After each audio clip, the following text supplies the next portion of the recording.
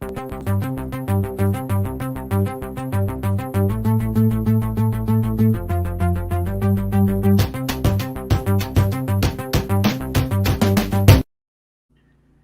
and good afternoon, everyone. Welcome to this new episode of Primetime Gaming Plus. Now, I know that there are going to be some people in the chat, and we already have a ton of people waiting. They're going to be, wait a second, isn't this supposed to be the Xbox Factor podcast, the bonus episode? And yes, it is, but I want to do a quick explanation as to why the change happened. Now, we as Xbox fans, many people that tune into this particular program for the extra content, have been fortunate in the last couple of weeks to have a bevy of huge Xbox news. Now, a lot of the times, you know that I'm very proud to say that I write original content based on a topic that happens to be hot. And I come at it usually from a different perspective or a different angle. And what started happening is the Xbox news, unfortunately, started to dry up. Now, when I put on these shows, because I hold myself to an unbelievable accountability, I have to make sure that the content I'm putting out isn't cannon fodder in any way. And I don't like putting out content that people are going to ho-hum about. I'm not saying that every piece of content I write and I put into a show is going to be a banger, so to speak, but it has to be interesting enough for the audience that tunes in and will eventually tune in.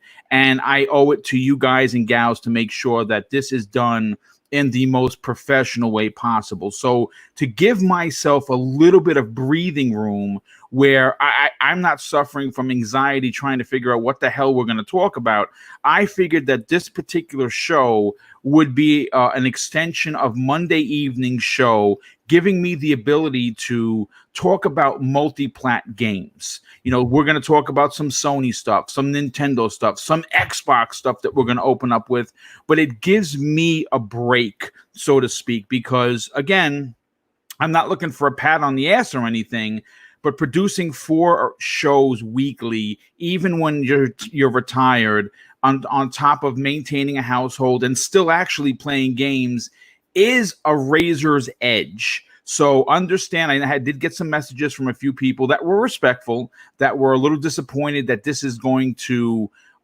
somehow turn into a Sony show where, listen, if there's enough Sony news, then we will talk about it. Understand that I support all 3 consoles, and the panel members that I have along with guests support multiple platforms. So you have to respect that in itself. So without further ado, let's get into the outstanding panel that you've come to know and love on this Tuesday bonus episode that is aired live on Double Barrel Gaming. And we're going to start off with my co-host with the co-most. You know him as someone that not only has an outstanding YouTube channel, he is a community icon, in my personal opinion, and someone that I enjoy working with each and every week, especially on the Xbox Factor podcast. Please welcome Zemi Games. Well, I can honestly say that's the very first time anyone has ever called me a community icon.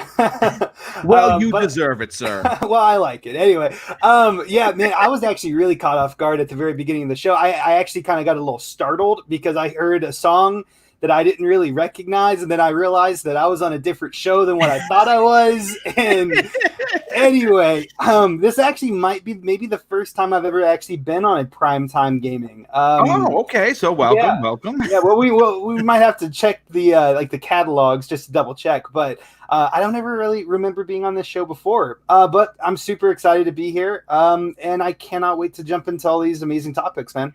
Well, thank you so much for being here, of course, and it's great to have you on. Next up, you know him as one of the PlayStation's absolute finest. As a matter of fact, I would dare say he could easily lead the charge in positivity for PlayStation Nation. Please welcome Mr. Bad Bit. So wait, this is a PlayStation show? Well, it is partially a PlayStation show. So welcome. Hey, what's up, man? You know what? I'm happy to be here. Yeah, let's talk about games. I'm just pumped. I'm excited to just, I don't know, talk about anything that's not the real world for about an hour to an hour 30 minutes.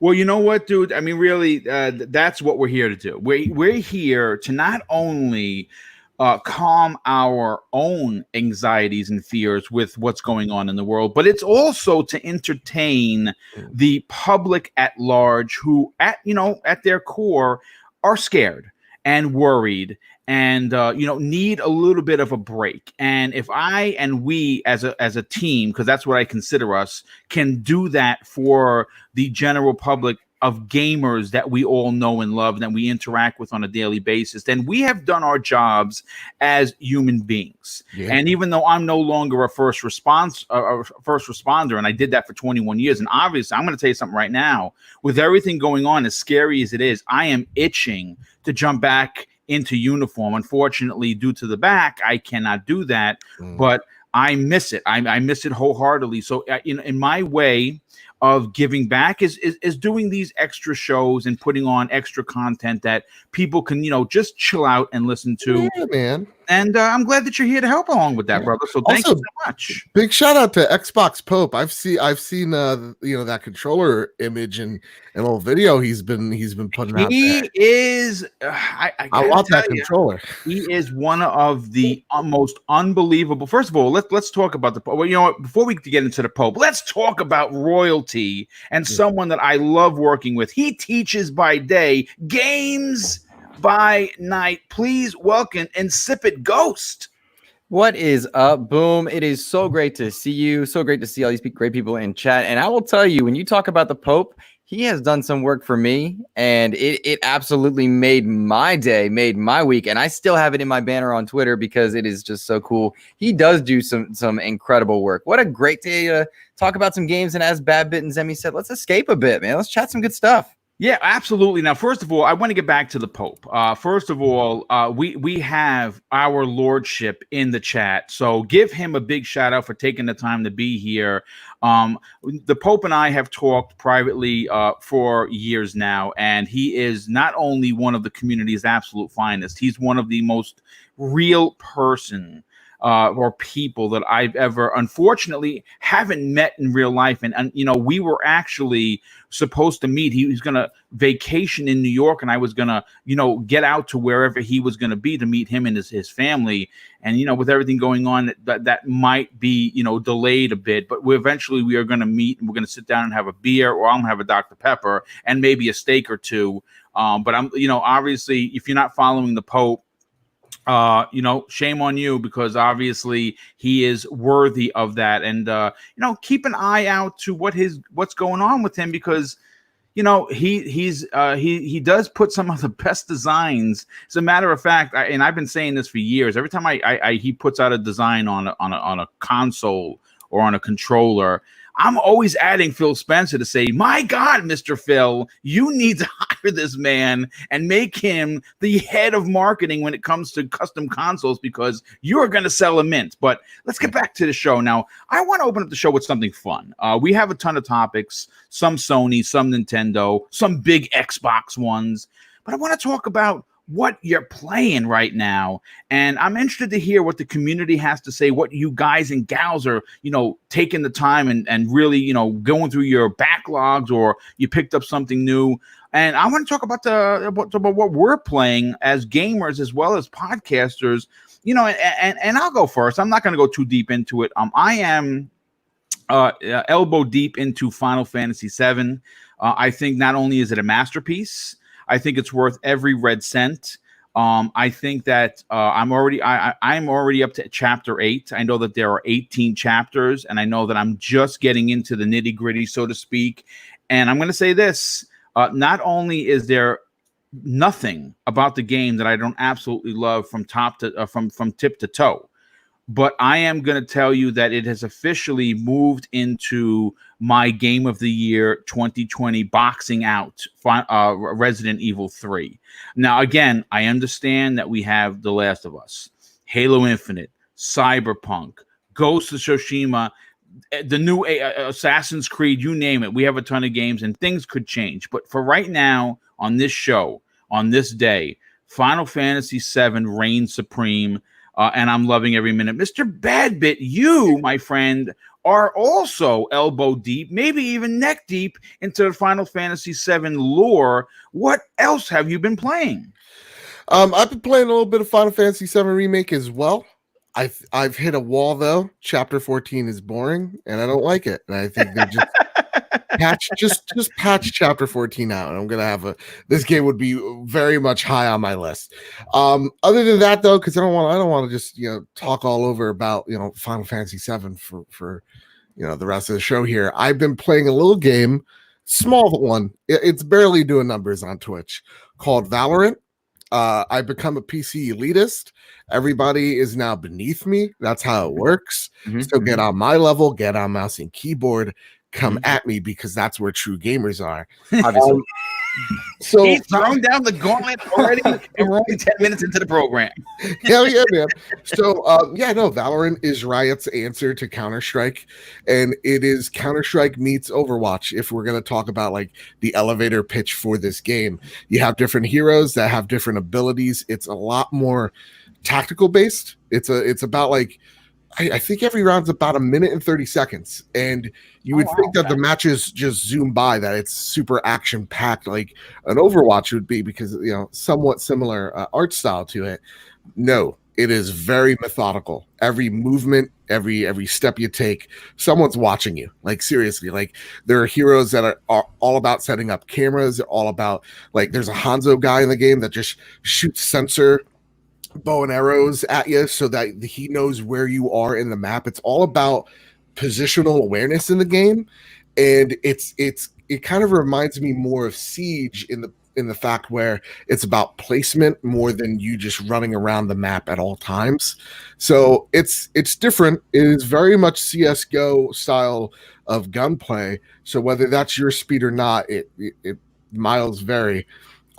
So I'm digging it. I just know it's not for me, because I am more of I want to run and gun. I want to use, like if I'm playing Call of Duty or really any first person shooter, I'm all about getting a submachine gun, running around the map, spraying and praying. Okay. And that is not what this game is at all. It's very much the opposite of that. So it's more strategic than what you're saying. How long did you have to watch like the Twitch live streams before you got a code? Days. So here's the thing too about Valorant, because they're kind of they are, in PR marketing terms, they're fluffing their numbers. You see that there's like 600, 700,000. I think peak was like 1.2 million people watching Valorant streams. It's because everybody has left their PC on watching someone play so that they get the drop, because there are no codes, right? Like you can't ask a PR person for a code. It's literally watch Twitch, pray to God you get a drop, which is their version of a code where you link your Riot account and the game just bam magically appears on your PC. So it is kind of BS numbers at this point in time, but I get why people are hooked watching it for the ones that are, because if you're a PC guy or gal out there, CS:GO is kind of the king when it comes to that type of shooter. There's just nothing like it. Many have tried and many have failed, and I think Valorant does stand toe to toe against it, and I think that's really great to see.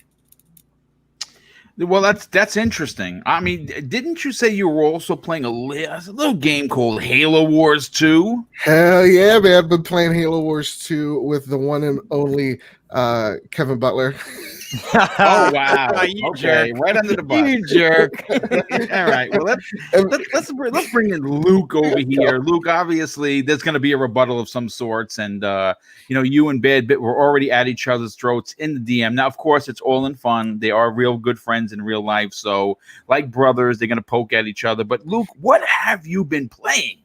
Oh man, I've been playing a lot. Let me just tell you, I've been putting my time to good use and clearing out the backlog. I have been playing a lot of Halo Wars with Mr. Badbit and our buddy Kevin Butler. We've been having a good old time. Number of scenarios, online, offline. That game has really evolved from its launch, but it's a very good game. I'd encourage everybody that has Game Pass, check out Halo Wars. It's a great time sink. It's a very comfortable strategy game. Works very well on a controller.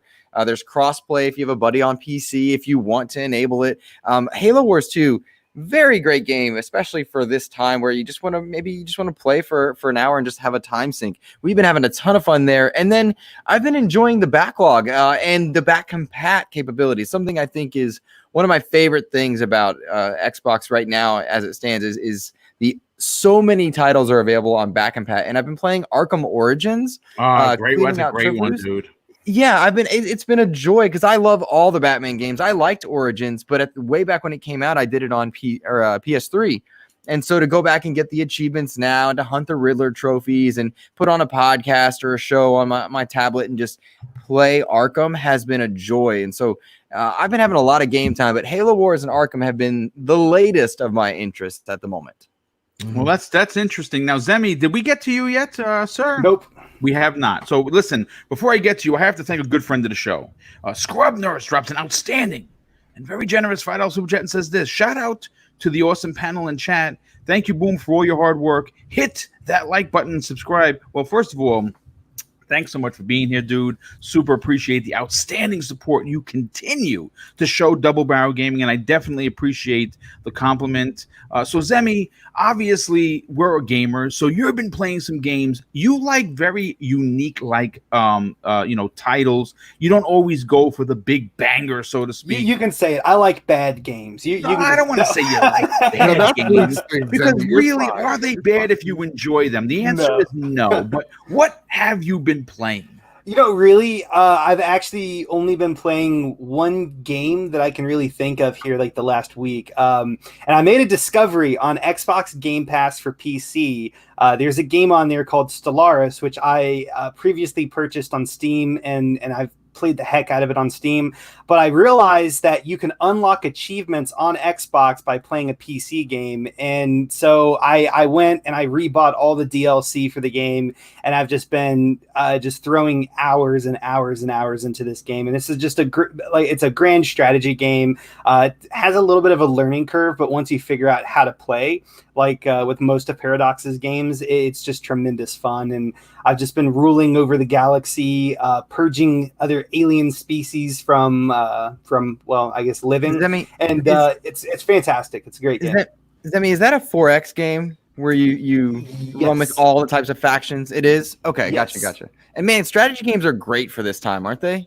Oh, I mean, man, they're just you can just sink so much time into a good strategy game. It's ridiculous.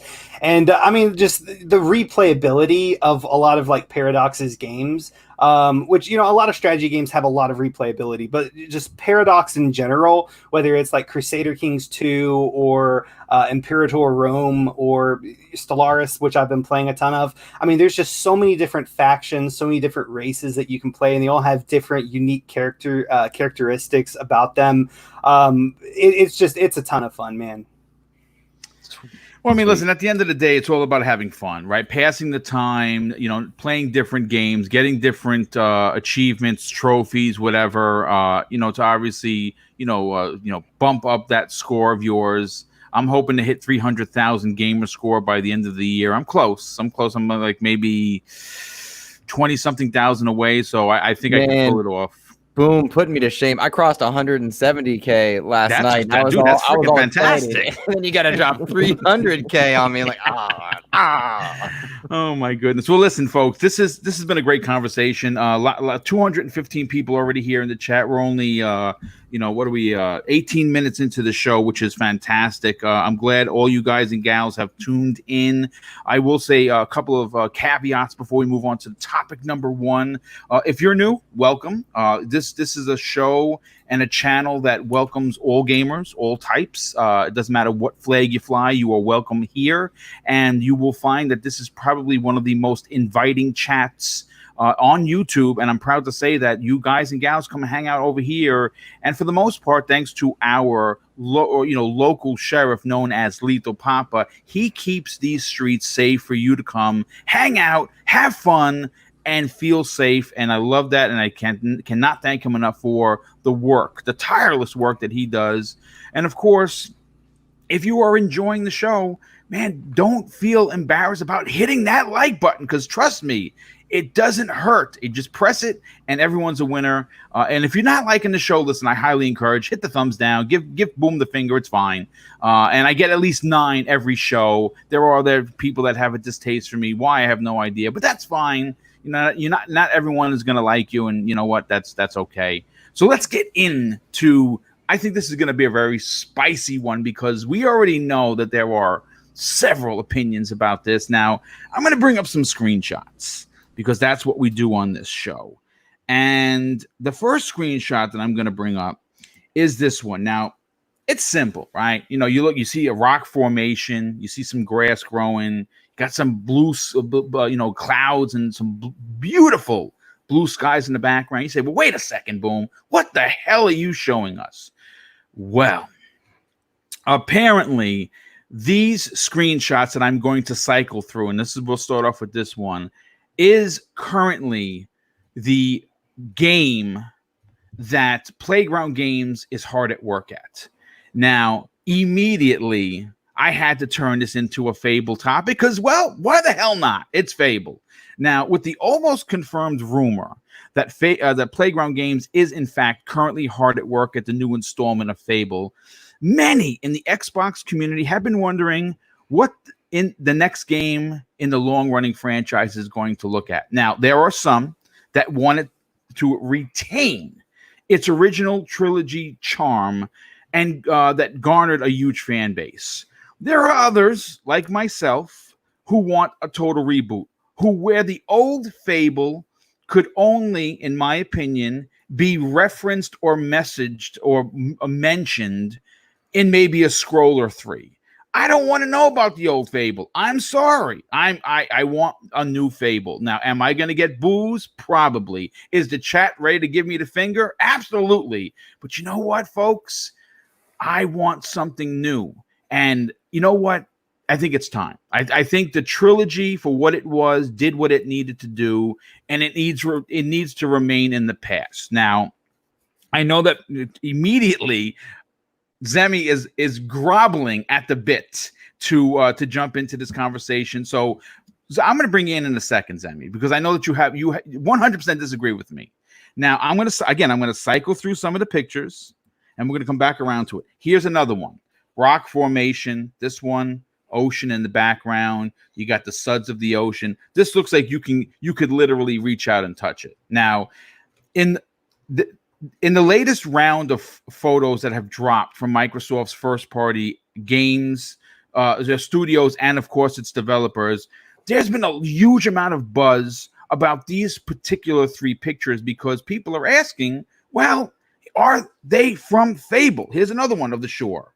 Now that looks real. That is from the game, and this has been confirmed. This is from the game that they're making. So I immediately said this has to be Fable. This is the shoreline, or this is a rock formation with this gorgeous world we're going to be traveling and traversing in and doing missions and side quests and saving damsels in distress and fighting ogres and dragons, hopefully. But Zemi Games has a different theory. So Zemi, let's bring you in.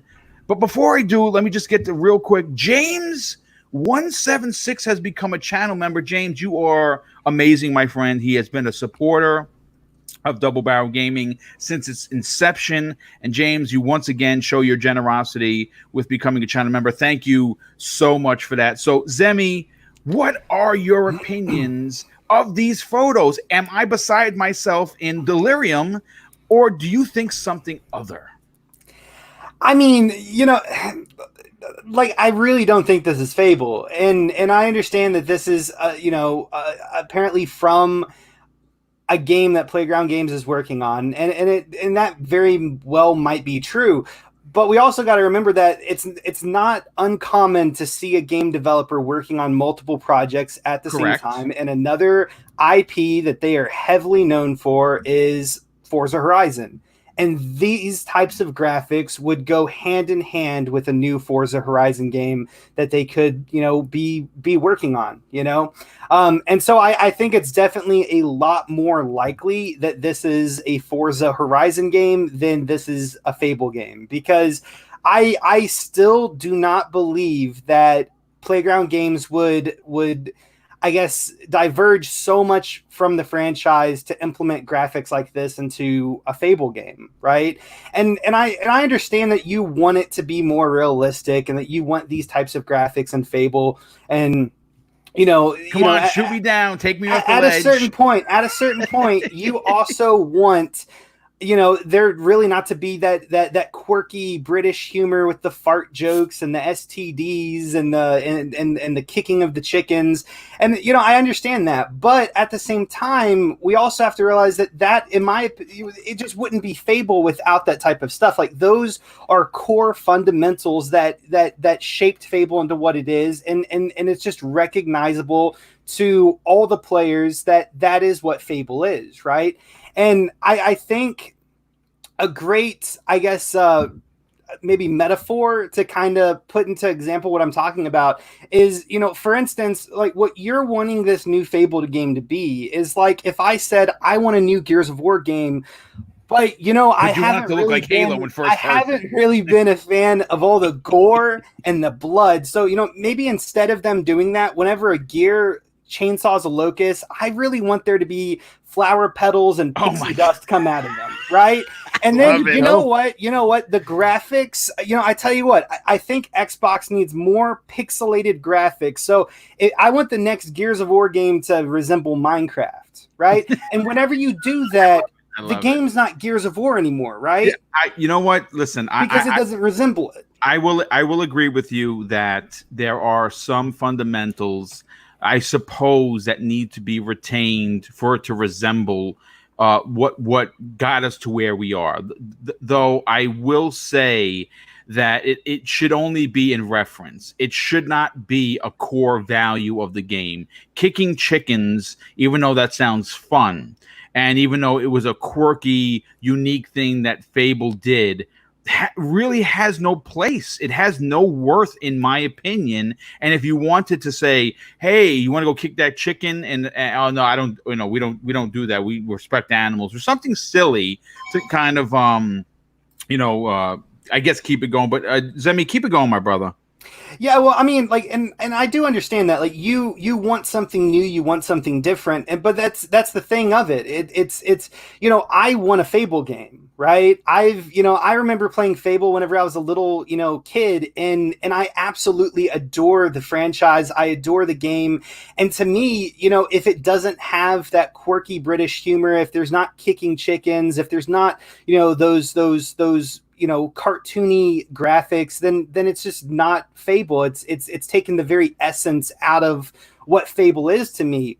And you what you kind of want is a more realistic. But you're saying that I want a new IP? Is that what you're saying? That's exactly what I'm saying. Because if you take what you're wanting and you try to slap Fable on it, to me what that seems like is they're creating a brand new game, and they are using the Fable name to try to sell that game, right? Okay. I see your point. I see where you're coming from. For a game that I've been waiting the last 10 years for, and that I absolutely love. I mean, I freaking love this franchise. I just don't want them to do that to a franchise that I love. Okay, listen, everyone's entitled to your opinion, and not only do I appreciate your opinion, I respect it, and I think what you're saying holds a lot of weight. But I'm interested to hear what the remainder panel members have to say. And Luke, I want to go to you.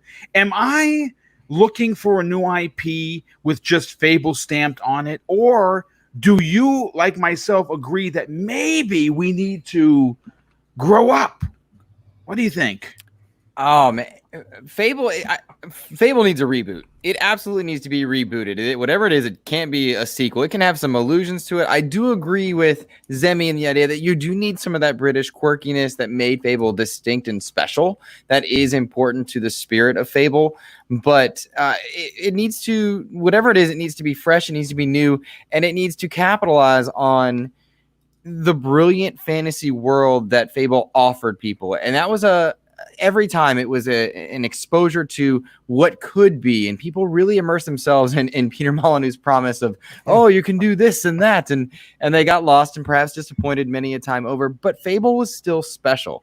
So whatever this new game is, or whether or not we're looking at backgrounds to their next Forza game, which is how they made the backgrounds of the Forza Horizon series. They just took photos throughout the days and days and days. We could be looking at a still of that. But for for Fable specifically, I think it's very important that it be a reboot. Bring new fans in, elude and honor the games of old, but it has to be better. The Fable games were not, or rather I should say, let me rephrase my wording. They don't age well. They do not age well at all. Going back to play the anniversary collections via back compat, they just don't age well because we've seen so many points in that genre grow by way of The Witcher and so many others. So I think you want a new IP with Fable stamped on it, and you may not realize it. I think it's whatever it is, it needs to honor the old, but it needs to be new and fresh. Otherwise, we are ripe for disappointment yet again.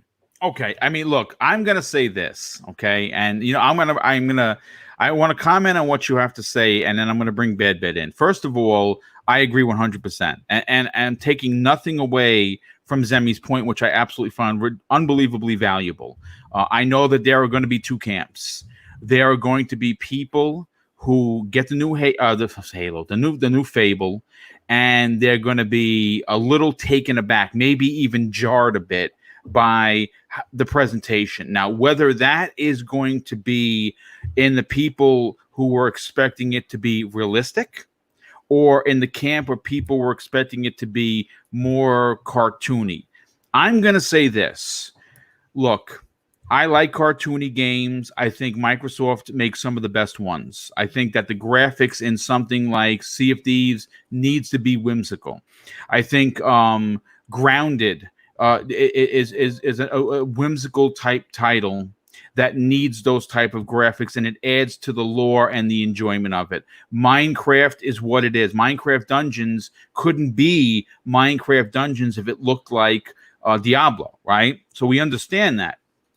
With all of that said, though, I think that paying homage to where you came from in the form of a joke or a reference, or you walk into a castle and there's a big banner on the wall of a chicken kicker, or something subtle where it's giving the nod to the old, but advancing the series in a way that it's never been seen before. And I'm going to be honest with you, because I'm so openly honest about how I truly enjoy Sony's presentation in their first-party games, is why I purposely waited to bring Bad Bit at the end, because Mr. Bad Bit, you and me, we have an understanding that Sony has a unique way of telling stories. Now, some people are going to disagree with me and say, well, boom, they're just not for me. One and done games are not for me. I wouldn't dare argue with you. In fact, I would even say, okay, and I would listen to your point. But Fable, in my opinion, needs to, okay, let me just say it like this. What if they honored and paid homage to Fable of old, the way that Breath of the Wild did to the old Zelda games, where you walked in and saw. I mean, here's another thing though. Like, for me personally, I'm not saying that it shouldn't be rebooted, or they shouldn't restart maybe the story. They shouldn't implement new gameplay features, make the game more open world, the combat more fluid, whatever it may be. I'm not saying that they shouldn't do those types of things. Make the graphics look nicer, right? I mean, I'm saying that they shouldn't implement realistic looking graphics because, well, that's just not Fable, right? Whenever I say, hey, I want to play a Fable game, I have a certain thing in mind. In The Witcher 3, I'm sorry, Witcher 3 is a fantastic game, but it's not Fable, what I envision playing as Fable, right? They can change things, but there are certain things, in my opinion, that just should not be changed. You want to make the graphics better? Absolutely, I do too. Make them better. Kind of how I'm not saying copy what Sea of Thieves does, but how Sea of Thieves is cartoon graphics, but the water effects look absolutely fantastic. They look real. It's true. Do something like that, but it's still cartoony. I'm gonna cut you off with the super chat because they make an excellent point. Well, you know what? I feel. You know what? Let me just catch up on this one, and you catch up and you throw that if you don't mind. Our good friend, very good friend of the show, Crazy Mate Gaming. drops an outstanding and very generous $5 super chat and says this: 250 people watching and only 25 likes. This is blasphemy. And folks, I have to agree with him. What the H is going on? If you like the show, for God's sakes, hit the like button. Do me a flavor. But you continue with your point, Mr. Badbit. And RNB writes in and they say God of War wasn't the same when they stopped letting you have sex. I got over it. Fable doesn't need to kick chickens. It happens. It needs a reboot, man. You know, that's how I feel. So a great line in what is a bad movie: let the past die, kill it if you have to. And that's what we kind of have to do with Fable. And as much as I love the series, I love 1, 2, and 3. I think they're all great, actually, except for 3's ending. That was awful. Really, the darkness. 3's ending was disappointing to say. It's just a mist. Come on, man. Yeah, it's but Fable went down too much of this cartoonish route, where you saw with like the Kinect game and what have you, and even seeing like Fable Legends, was it the would-be game? Yeah, the one that was canceled. Yes. Yeah, it needs a reboot, and there is a way of doing it where, look, when I take a look at these rocks, I did a little research. Okay, I went to this website, little one, not a lot of people called Google, and I was like, what do British beaches and cliffsides look like? They look rocky as all hell. So I'm thinking this is Albion. I am thinking, of just rocks that I've seen, this is a Fable game, and I think what they're going to do is take a more mature approach. How do you approach a game that was so popular in the 5th generation and the beginning and mid of the 6th generation? How do you make that viable in 2020, 2021, whenever this game's coming out? How do you make that, you know, it needs to grow. We can't have chicken kicking. That's not what the game is about. The game is all about making decisions. It's all about light versus darkness. That is what Fable is. So how do you take the core tenets and evolve them to what is modern day? Because now there are so many action RPGs that do it, and they do it better, right? It is about changing the world, changing your character to the choices that you make. So for me, they do need to make a God of War approach. And I know people get tired of it. I know it's a tired old thing for Sony boys to yell at Xbox kids. But to me, when I take a look at a game like God of War, I hated the original God of Wars. I didn't like him. Kratos is unlikable. He barely is likable in the new one. But but for me, that art style evolved. Well, the change in direction was unbelievable. Yeah, it was a much more not linear, but it was a much more linear approach to the storytelling, to the art design as well, where you could take a look at God of War, right? PS4. It does look very much different from the God of Wars of past, but at the same exact time, you still see the influences of previous games work over to what we see here. And that's what Fable needs. It needs an art direction that understands where this game comes from, its roots, work upon it while changing it up to fit a modernized look and feel. So to me, Fable needs to do a lot to do it right, whatever this reboot is. They need to do a lot of changes, but that's their challenge. They need to do changes while making the people that remember it fondly, like Fable is one of my favorite action RPGs of all time. How do they make that the people like me still have that fondness to it? And that is the biggest hurdle for this game, is how do we get people to rekindle their love, and how do we get new people brought in to this series? That's their biggest challenge. But yeah, you can take out the STDs and the chicken kicking. It's still Fable. New people is the key, and that's the key for all of Microsoft's pillar franchises, because as great as Gears of War 5 was, as great as the Forza games are, if you're giving more of the same, that doesn't capture headlines. It doesn't excite fan bases. And then you need to excite the fan bases that are commonplace, the people that are not necessarily listening to shows like this, that are not with their finger on the pulse of the industry, the ones that walk by or see an ad and get excited for a game that is new and fresh. And that's something that they must capitalize on, is bringing new people in. That's a great point. That's a great point. And the reason why I want to add to what you're saying is this. As we know,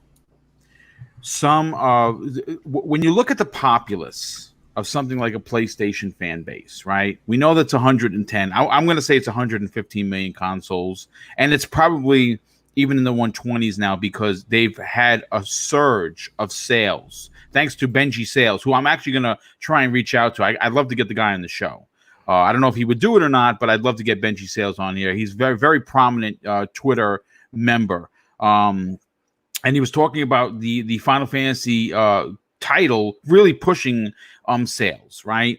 And it's something that Sony does very well. They have these games that they go back and they hearken those old feels, those old charms that you have from way back in the days, and they bring them in a new way, and it attracts the hardcore. Of course, we're attracted by everything, right? That's just what the hardcore fan base is all about. Like, we get excited for a fart in the wind because we're if it's video games and it's a fart in the wind, we're looking, right? We're sniffing, right? We want to know what the heck is going on.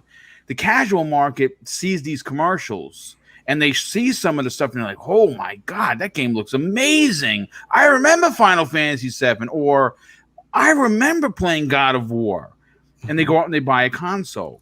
See, that's what you need to do with Microsoft. See, Microsoft is in a very, very unique and positive position right now because they have their core three, right? And they have newer games that have come out that may not be the mainstream, 10 poles, but they're franchises that people come back to. State of Decay 2, 3 is going to be amazing. They keep supporting Sea of Thieves. May not be your game. It's not my game, but I still champion the title because there are people that love it. Grounded is a game that has the potential to be huge with the younger fan base, which a lot of people poo-poo because, they're youngins. What the hell do they know? Well, they have an opinion too. And when Minecraft Dungeons come out, even though it's going to be multi-plat, that's going to sell tons of copies, make huge amounts of money, and it's a big win for Microsoft at the end of the day. But what Microsoft needs to do is they need to showcase some older titles that people may or may not have been around for. Two perfect examples of that is, of course, the Fable reboot, which they can get people who played Fable and want something different, or maybe want to return to Albion in a more, Sony type way. And again, I'm not saying it needs to be what Sony does, the over the shoulder, every game looks the same. If that's not your bag, I hear you. But we need some sort of we need it to be, the game has to have more oomph, if you will. And how I think they need to do that is with realistic graphics. And if these pictures are from it, that's what we're going to get. But the other title... I think if I could just cut you off there. Yeah, absolutely. Also, I think someone alluded to it in the chat. Just let the developers make their game, the game they want, right? And I think we've seen Microsoft more and more over the past few months prove that they're giving the developers the space to create the games they want to make. They don't give a crap about what game you necessarily want. They want their creators to make the games they make, because hopefully that's going to pan out for them, right? So we're seeing it with Grounded. We saw it with Bleeding Edge, and maybe that's not the best example, but they're at least saying to their developers, hey, what's an idea you want to finish? Hey, what's an idea that you want and have a strong argument for? Because if you believe in that thing, then you're going to make a product out of it that's worth a damn. And when I think of evolutions, let's step out of PlayStation for a second here. Let's also take an evolution through Microsoft's lens, which to me, Gears of War is a great example of that as well, where I feel like, Gears of War 4 was their Force Awakens. Me and Luke talk about it all the time. Mm-hmm. It's a safe reboot. They introduce these new characters, still giving you the old ones to love. And where Gears of War 5, to me, on a story tone, took a lot of risks. It opened up the franchise in ways that we've never seen before, and like just giving you the option to roam around a map. Like, though I wasn't the biggest fan of it, I at least respect the fact that they tried something new and different, and seeing, you know, Kate's perspective through her time, seeing the other characters as well that I can't really spoil, like making JD, who I thought was super boring in the fourth game, just completely understandable, completely valid. It felt right. It felt like a perfect evolution of where. Well, he was an Coalition a-hole taking the series. in 4. Yeah. Right. He was a complete a-hole. And in 5, there was an evolution in the character arc where you were like, okay, I see he's grown up a bit. This is interesting. Yeah. And that's the thing is give us that. You know, give us the ability for these developers to tell the stories they want to, tell the art style they want to. Look, if it's a new Fable game and it doesn't look like Fable, I don't care, as long as that game is really good. You know what? I'm right. As long as it carries the spirit of what Fable is. And yes, you nailed it. Everybody will be outraged in a small echo chamber, and then once the game comes out, if it's good, all of that goes away. It's just like our console discussions right now. We're all excited about SSD or teraflops and graphics. Once those systems come out, all these conversations will be moot depending upon what they deliver game-wise. So I think it's a great sentiment to have. Yeah, I mean, everyone's made great points. No one's point was discounted or invalid in any way. Everyone has their ideology of what they want for the next Fable, which is going to be a pillar. It's going to stand tall right alongside Halo, Fable, and Forza, and Microsoft needs to continue to add to these pillars to hold up the next generation of consoles that we're going to see. Hellblade is one of them. Senua's Sacrifice was just a small taste of what we're going to get in Senua's Saga, and I think that's going to be a tentpole, or however you want to put it, franchise that's going to stand tall right along with others. And the other game I was saying that is we're going to get rebooted, that's going to be more realistic, more gritty, more Sam Fisher-esque, is Perfect Dark. Perfect Dark is going to be the Tomb Raider effect, where you're going to get a strong female lead, which I love. You're going to get a character that hasn't seen any play in over a decade, or longer, maybe 2 decades, depending on where you consider she came from. And if it's done correctly, and I believe it is going to be done correctly, it's going to be that third-person stealth action game that's been completely absent from this entire generation.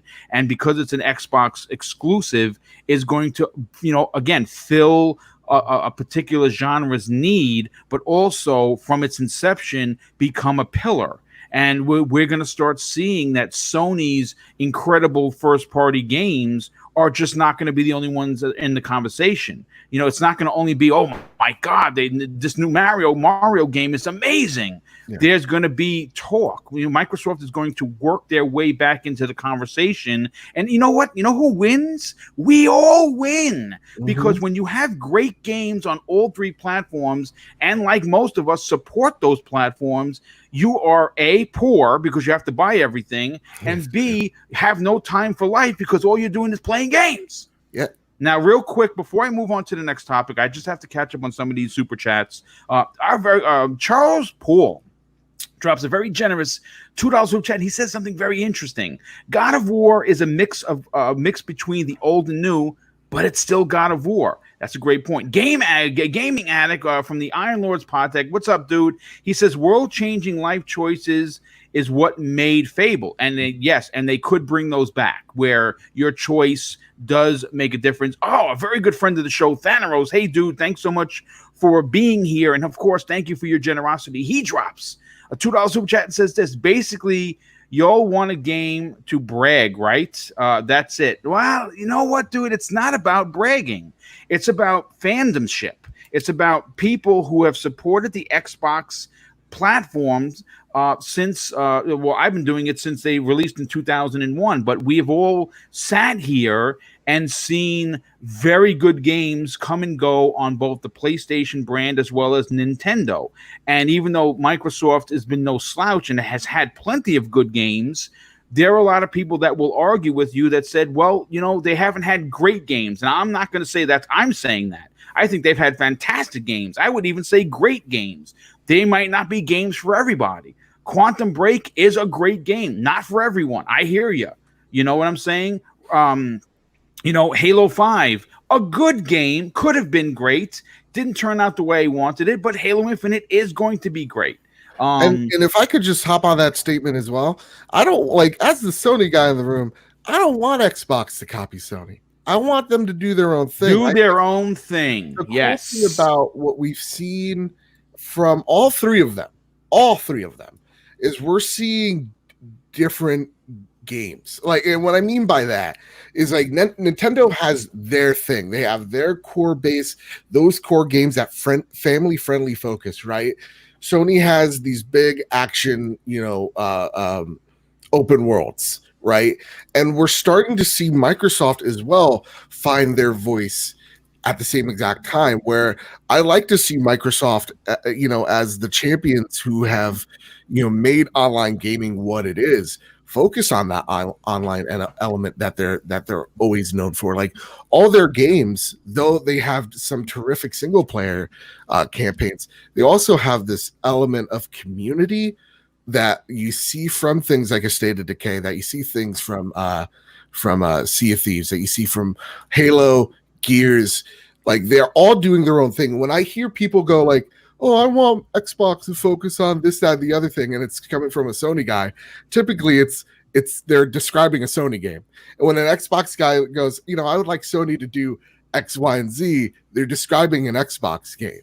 And so I think we all have to realize as well, each camp is doing their own thing, and right now starting to nail it as well, depending on where your vantage point is. So I think that's something as well when we're taking a look at rebooting series.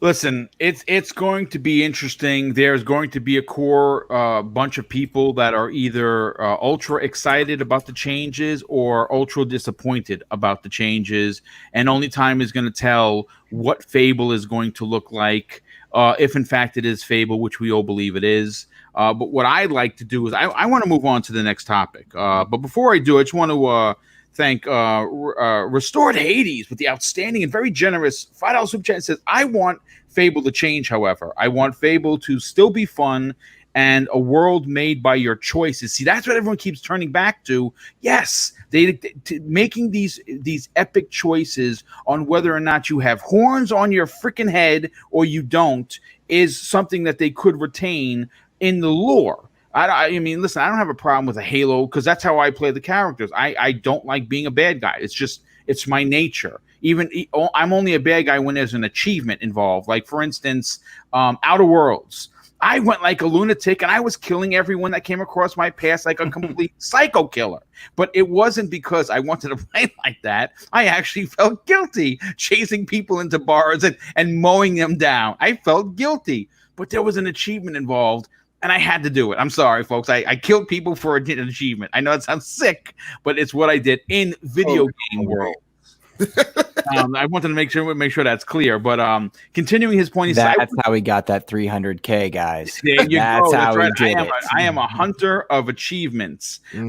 He says this. I want Fable to change. However, I want Fable to still be fun and a world made by our choices. I would love to see a Cameo or Brinks reboot. Cameo would be, oh my god, Cameo is backwards compatible.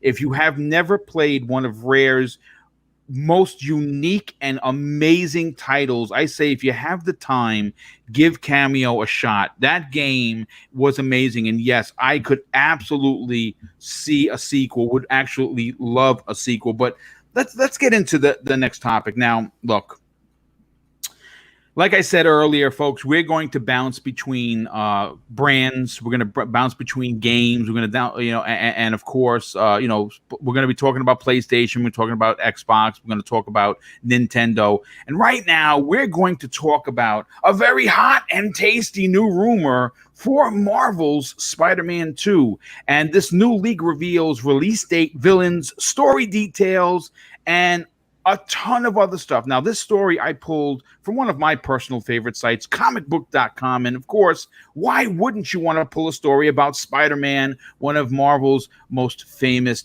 heroes? Now, with Insomniac's Spider-Man becoming one of the best-selling PlayStation 4 titles this generation, the potential for its sequel is almost a given. The fact that Sony was so impressed with the way that they basically developed a story, an original story for Spider-Man, they purchased Insomniac Games, and of course, that was one of 2019's biggest moves.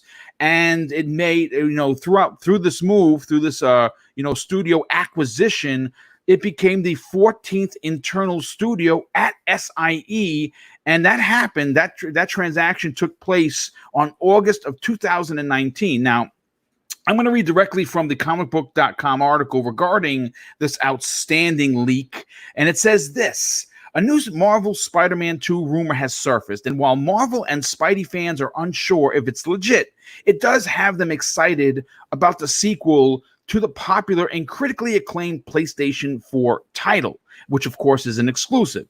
As for the rumor itself, it makes mention of a release window, reveal window, story details, setting, gameplay details, and much more. Again, whether the claims are all true or accurate is up for debate, but here are the rumors. Now, the rumor begins with the setting of the stage from the start of the game. And while Peter Parker is still in New York City, the rumor says that Mary Jane Watson, his love interest, is somewhere else, reporting on an ongoing peace talks in Skymeria.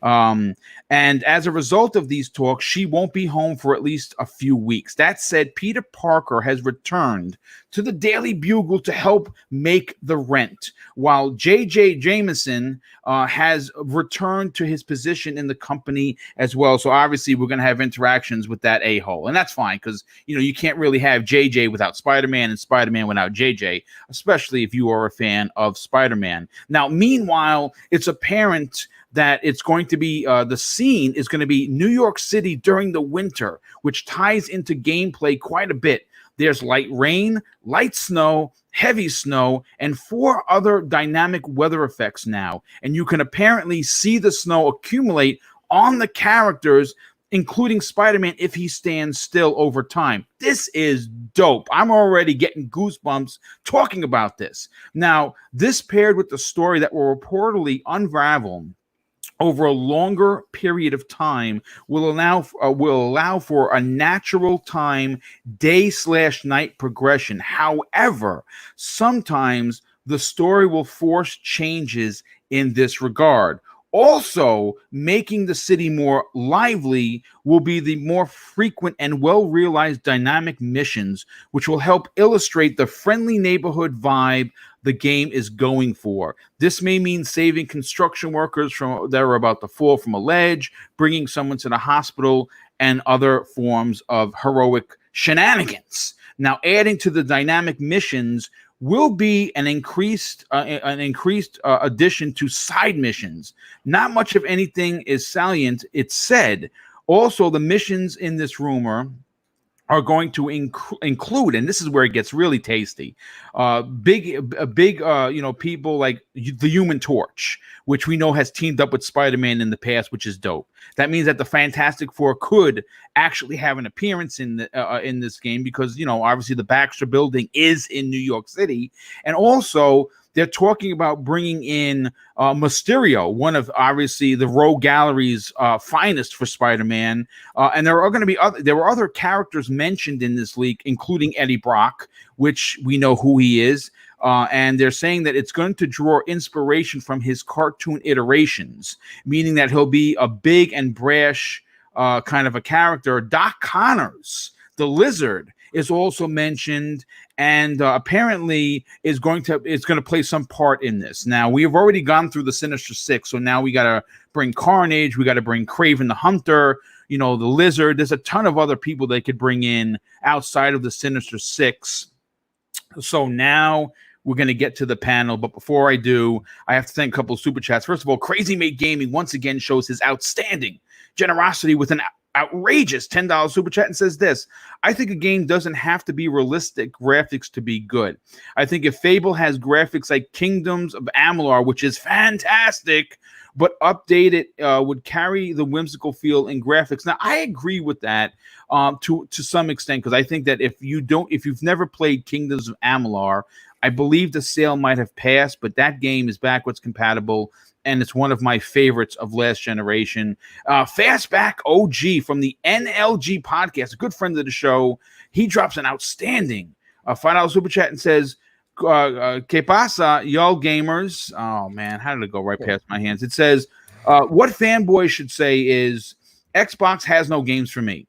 Game what, where, how you want, NLGW, and I won't say it live on the air, but you can understand that who the F cares, just game. So thank you so much for your generosity, and thanks for being here. I want to bring in Mr. Badbit first. Yeah, man. Our resident PlayStation man of the hour, if you will. Mm-hmm. Listen, for me personally, Spider-Man is in my top 5 of this generation. And that's, I mean, listen, there are a lot of games that could easily fill a top 10. For me, the two that rank for me that immediately jump off the page is Spider-Man and Horizon Zero Dawn. Love. In fact, I love Spider-Man so much that I finally this year platinumed it, and I'm very proud to say that I did that. Yes, I absolutely platinumed that game. I don't have a lot of platinums because it's not my main place to play, but I do have a few, and that is one of them, and I'm proud of that. For as great as Spider-Man 1 was, Insomniac made everything about the world come to life. The character, there were some so-so missions, like the Mary Jane missions, the sneaking missions. They were a little cringy, but I had to do them. I think we all had to do them. I'd like to see more action. For you, what excites you about this leak? All right, I'm going to be real upfront and honest with you, Boom. When I heard that you were going to cover this while you were talking, I had to take my headphones off. Why? I don't want anything spoiled. God forbid. No spoilers. So I'm coming in blind as all hell. That's okay. But we could take an assumption of where the story's leading with the end credit scene of the first game. Yes, and indeed. What the snippet that I was able to hear is, so for me, Spider-Man PS4 is my favorite superhero game of all time, just like how Arkham is for Luke. It's probably for the same exact reason. Like Batman is Luke's favorite hero, Spider-Man is my favorite hero of all time. So like, again, seeing the Spider-Man game, I've always wanted, I feel like so many others have always kind of wanted, and seeing Insomniac kill it story front. I think the main thing here for me is two things. First, Spider-Man 2 has to show off the capabilities of this console, meaning that Spider-Man's web slinging, not only does the world have to be bigger, but it has to be a lot faster. When we saw that leaked imagery of, here's the reason why Spider-Man could only web sling so fast, and it's because it's loading up the world by chunks. This is where we're going to see that variable whatever it's called, variable shading, whatever it is. The fact that the world is built around what you can see, that is going to be proven with Spider-Man 2. Well, this is where the SSD is going to come into play. Exactly. Yeah, and I think that's the thing that really excites me. Is this is the game where Sony puts money where its mouth is. Second thing for me, the biggest thing that I guess was a bit of a downer for me when it came to Spider-Man PS4 is side missions, man. They got old after a while. So when I hear when I hear more varied side missions, as much as those car chases were cool, like saving a construction worker like while he's like falling off a balcony, that's cool.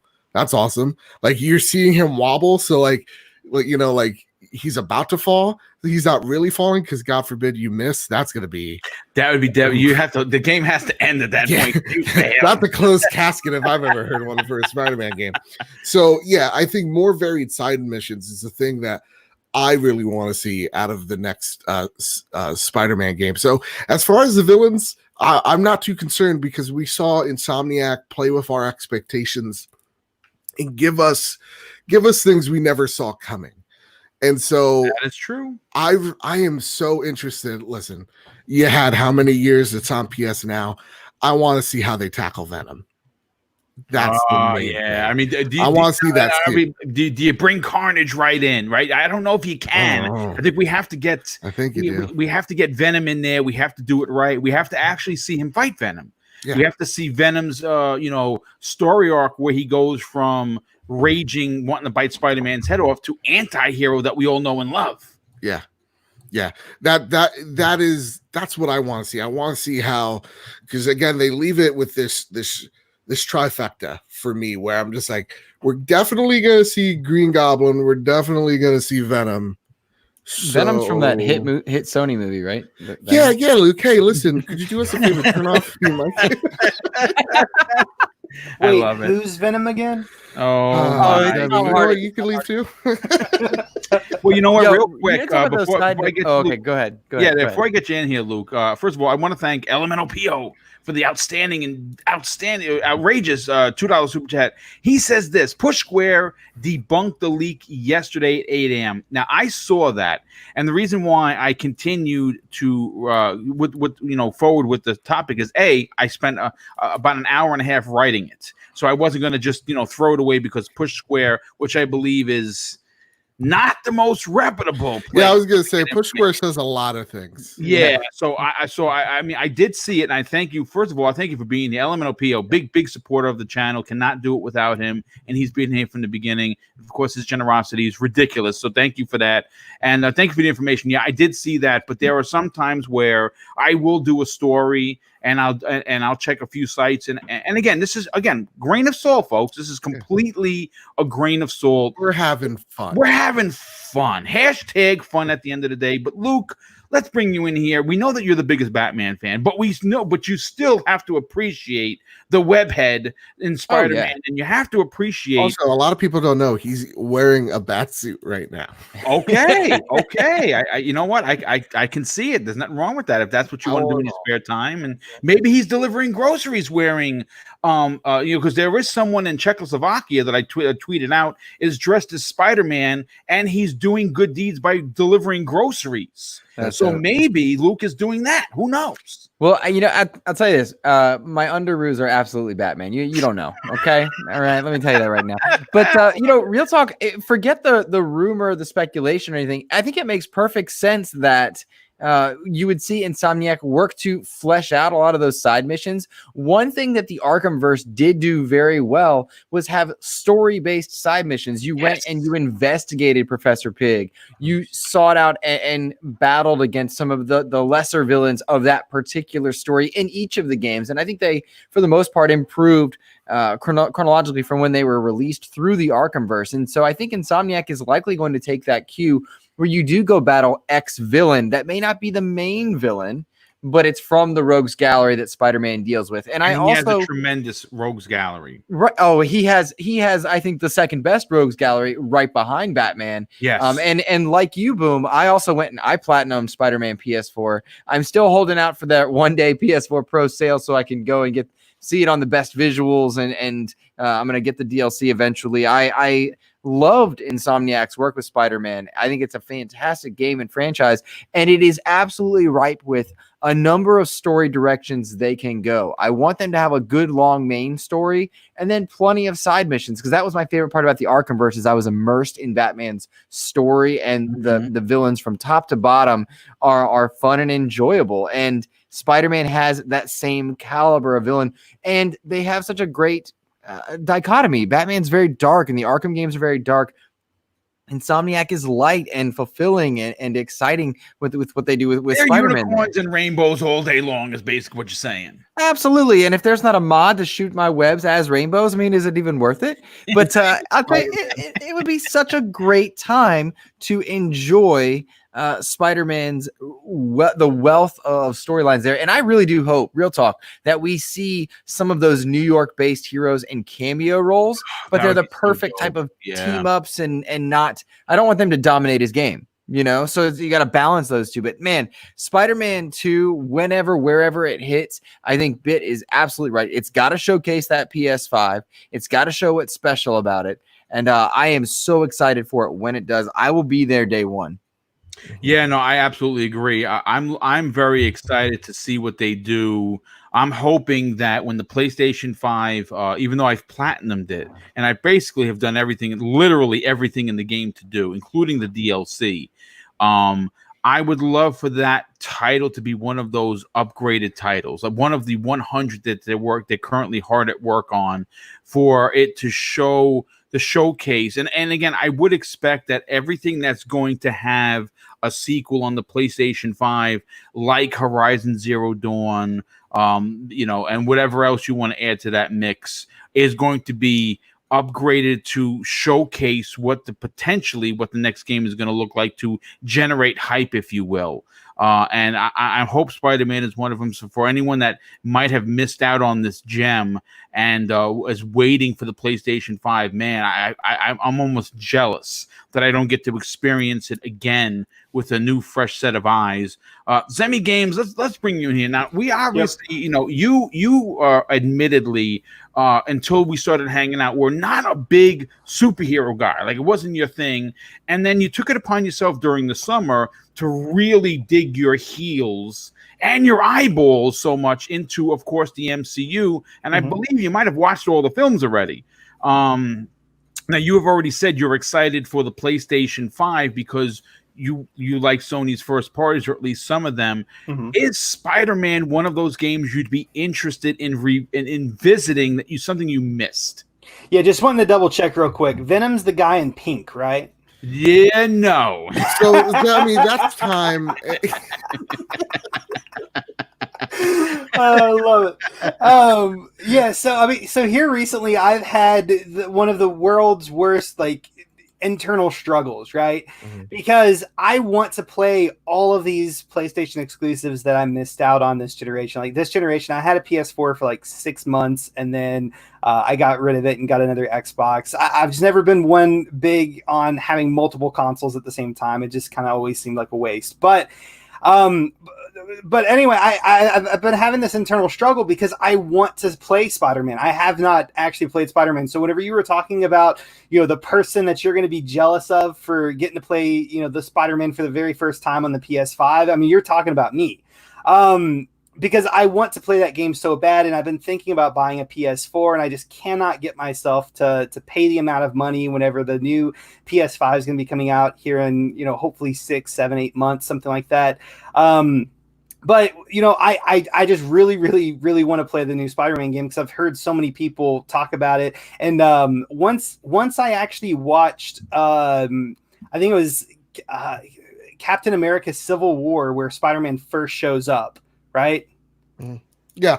Okay, thank God. All right. I fell in love with that version of Spider-Man. Like, I absolutely just loved, like, just his character, and it actually made me like Spider-Man, like, even more, because I'd seen, like, the previous films a long, long time ago with, like, Tobey Maguire, I think was his name.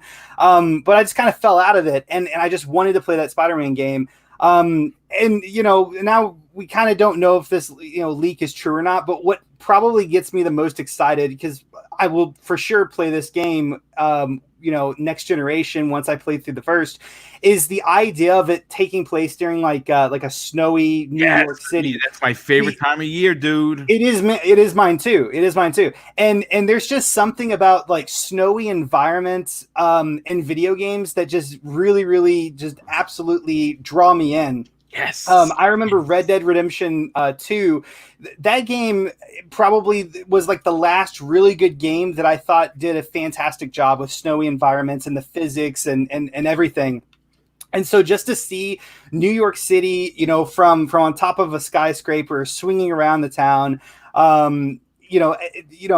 at night with just lights everywhere and snow falling down, I think it's just going to look absolutely beautiful. And that's one thing from this leak. It's kind of dumb, but it's one thing from this leak that really, really has me excited. Yeah. I mean, that's listen, why wouldn't you be excited? First of all, one of the things I'm hoping, if it's going to be the snow, maybe we're going to have some environmental changes where we're going to go through the season and we could get the holidays. right? Yeah. We could get I mean, wouldn't it be Well, I think it would be awesome. I don't want to cut you off, but I think it would be awesome to see like the big Christmas tree like in the middle of Times Square. In the middle of Times Square, which I mean, I would imagine that's a thing in the Spider-Man universe. I mean, it's in New York City for God's sake, right? Yeah. So I think that would be amazing. To me, the thing that gets me the most excited for like next gen, or one of the things that gets me so excited for next gen, I'm a big nerd about this. I don't know why. Actually, I know why. Ever since World of Warcraft did it, Vanilla WoW, they introduced like environment, like rain and snow and stuff like that. Mm-hmm. I love a good storm in a video game. I love any type of weather effect. It's actually one of the reasons why I like Death Stranding so much was it did blizzards really well. Like I really thought like I was in a blizzard.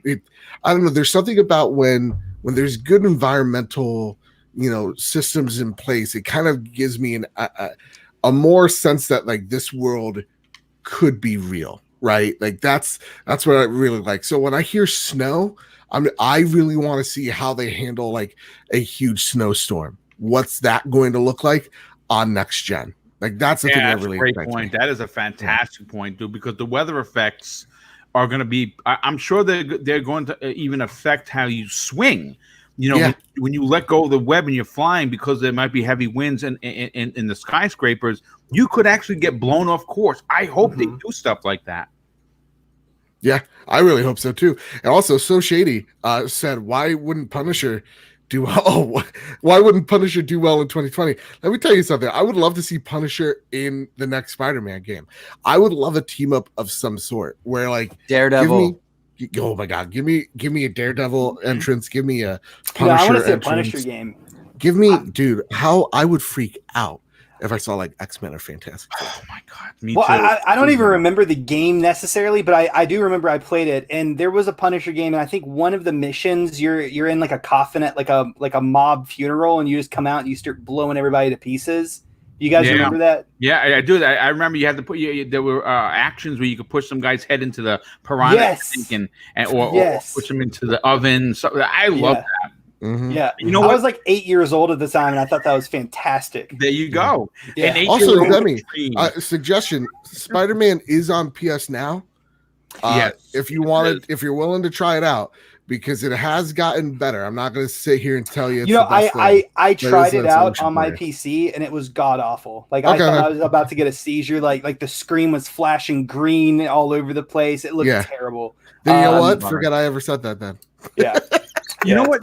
What I'd like to do is I kind of want to pivot for a second, because even though we're talking about Sony, and I think that we're done. We're not going to beat this rumor to a pulp, because right now it's a grain of salt. I had a lot of fun. This was a fun topic, but I kind of want to just turn this around, and I want to get the opinions of not only the near 350 people that are watching and hopefully enjoying the show, but of course the panel members. And Zemi, you and I have talked about this before. We've actually, I wrote an original topic going back a couple, maybe 5-6 months ago. And I figured, what the heck? Let's bring it up now. Now, we know that Microsoft is making strides to be better than they've ever been. Mm-hmm. And, they're going to be doing things that they've never done before. We're seeing that now. We're seeing with the aggressive behavior of their advertising. We're seeing the signing of deals, these, the secret handshakes, the Japanese, exclusive that's supposedly being built as a AAA banger that's going to be exclusive to the brand and the platform. But the one thing they haven't made a move on, and it's a bit shocking, it's a bit disappointing, and maybe this is being held off for a later reveal. But is it time for Microsoft to get their own Marvel exclusive? Now that is the question. Now, I mean, I'm going to start with you, Zemi. Obviously, you talked about you loving as an 8-year-old an amazing Punisher game that looked amazing at the time. Yeah, I think a Punisher game, a violent Punisher, like almost to the point of, man, is this going to be an mature game? Mm-hmm. Could they do a Punisher game? Do you think that it's time for Phil Spencer to reach out to Alan Horn of Disney and say, listen, let's sit down, let's have some drinks, let's have a coffee or two, let's have a latte, come out, fly out to Seattle, let's get this deal done. Do you think it's time for Microsoft to garner their own exclusive IP in the Marvel Universe?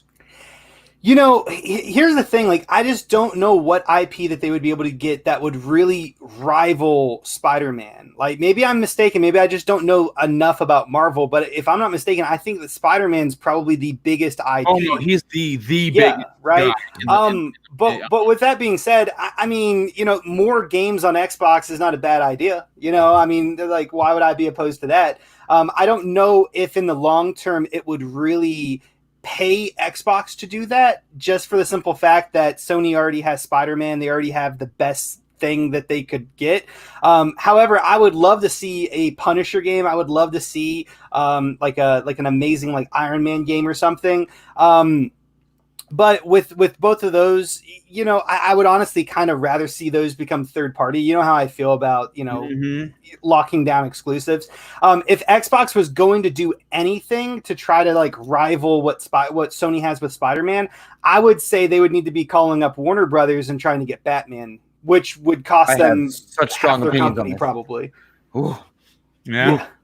Ooh. Which I do not think would be realistic in any way. Well, actually, I take that back. R&B actually put out a super chat, and he actually mentioned X-Men, which that would really I didn't think about that, but yeah, that would actually be a really strong one for them. Yeah, listen, I'm just saying that I don't think that this would be done for a tit for tat kind of a thing, but I think that when you look at the superhero genre, and you're looking to sell subscriptions, and you're looking to sell consoles, and you're looking to sell special edition controllers with the big X or claws on there for Wolverine, I think that there is a potential for this to be a big move. Luke, I want to go to you next. You're one of the biggest Batman fans outside of Cybernox, who's on primetime gaming on Monday evenings. I love Batman.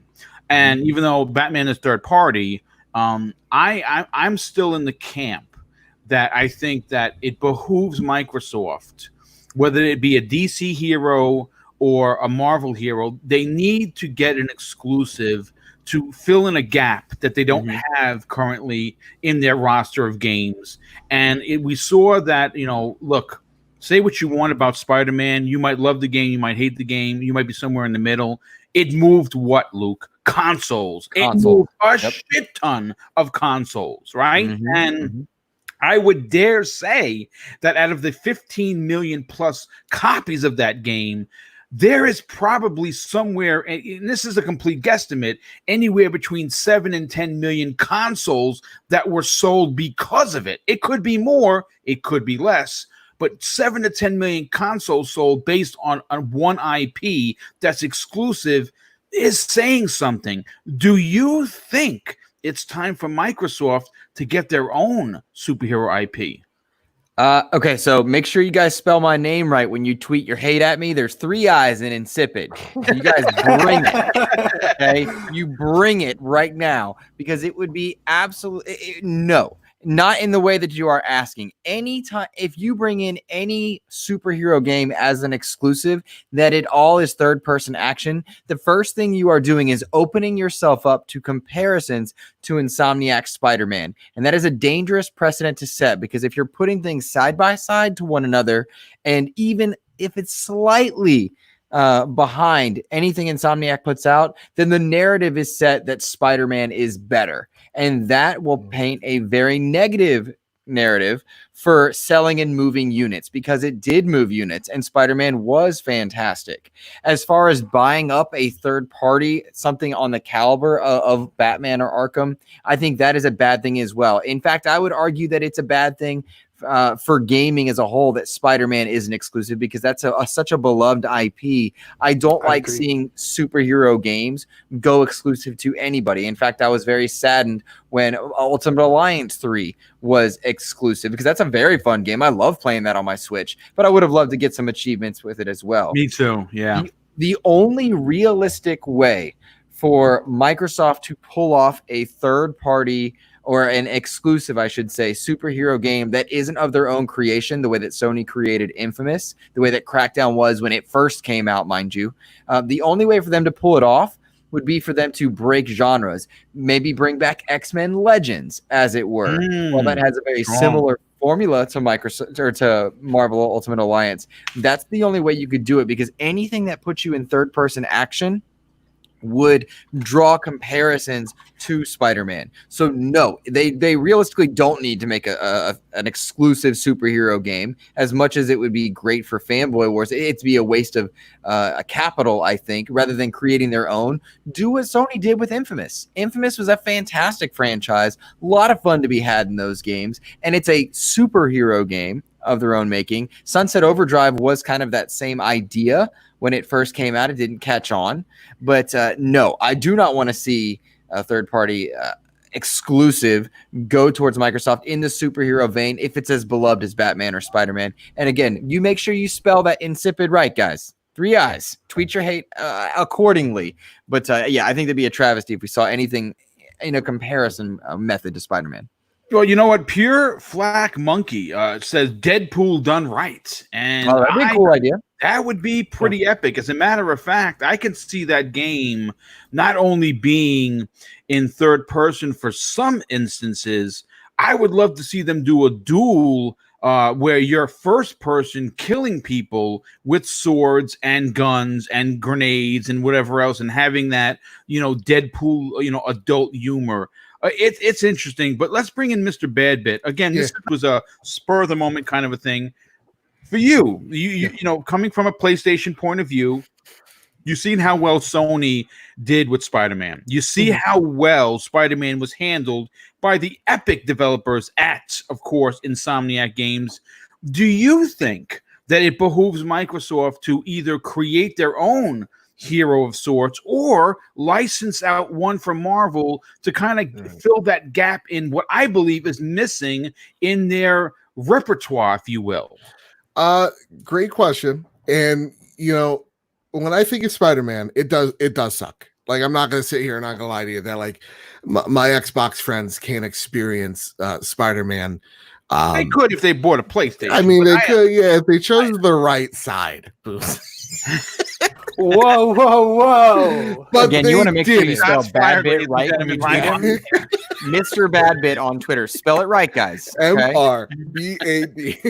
Anyway, no, in all seriousness, it does over time. Like in the beginning, I'm like, oh, this is their own Spider-Man. Like, okay, cool. It's not, they're doing their own thing, and they definitely did. But the more I see from the deals like MLB The Show, I do have faith that one day Insomniac's Spider-Man will be on all consoles. Once this, whatever long this deal is, whether it's a 3 or 5 game deal or year deal, we're going to see Spider-Man hit Xbox one day. I just, in my heart of hearts, I would like that to be the case, because I would love to see a collection hit the Xbox 2 or whatever the next console would be. So for me, I don't want to see a Superman game or any more superhero stuff get the first party exclusive. But if I am playing around with it, if I am, let's create a new segment called Filling in the Blanks. I'm Phil Spencer. I now have complete control of Microsoft to do what I want when I want. 2 games come to mind. One is because of So Shady, and the other is because there was an awesome Hulk game. Was it Ultimate Destruction? Ultimate Destruction was amazing. That game freaking rocked. When we were able to, rip a car in half and use it as like punching boxing gloves. Yes. Dude, so unneeded, but so amazing. That was one of my favorite OG Xbox games, and I would love to see that get some type of next generation love, because the Hulk isn't. Great point, dude. Look, he isn't my favorite character in the MCU, but that game in particular, I have way too many fond feelings of. And to see the power of the Azure cloud as like Hulk is running through literal like business buildings, and then just collapsing around him, and seeing all the particle effects.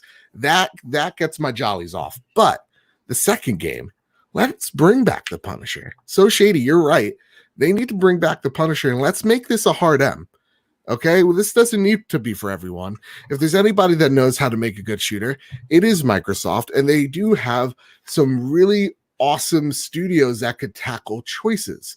So one that does come into mind would be, what would an Obsidian Punisher game look like, where you have some awesome shooting mechanics mixed in, where and that you can have from outside studios giving help from Obsidian. So like 343 coming and going, hey, listen, this is how you make a tight ass shooter, with the combo of, hey, the Punisher gets to make real decisions, and you get to actually create who is already a morally great character and be giving these morally great choices to deal with.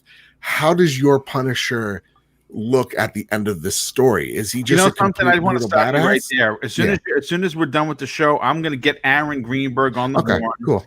And I'm going to tell him that you got a resume ready. Get ready, because you're going to Microsoft. There you go, guys. Aaron Greenberg. See? Oh, he got the job. Yeah. Now I take I pull the zipper. Yeah, no, I'm not Phil Spencer. It's just me, bad bit. But like, that's what I would like to see. Again, play with choice in a real way. Yeah. That we haven't seen superhero games do. Give me that. No, listen, fantastic. Real quick, this was an off the cuff type of topic, and I'm very happy the way it went. We're gonna move on to the next one, but before I do, let me just catch up with, of course, the timestamps, because I actually had someone yell at me saying that my timestamps were incorrect and that they were annoyed by it. People do that, and I want to make sure I get it correct, because I don't want to get yelled at on my own show. But I have to catch up on the super chats. Restored Hades drops an additional very generous $5 super chat and says this: if Xbox gets an exclusive superhero game, I would think that Spawn, oh my God, that's so good, or the X-Men would be perfect for them. And I agree. RNB3 drops an additional $5 super chat and says this: don't make a game because people are going to compare it. Boo this man.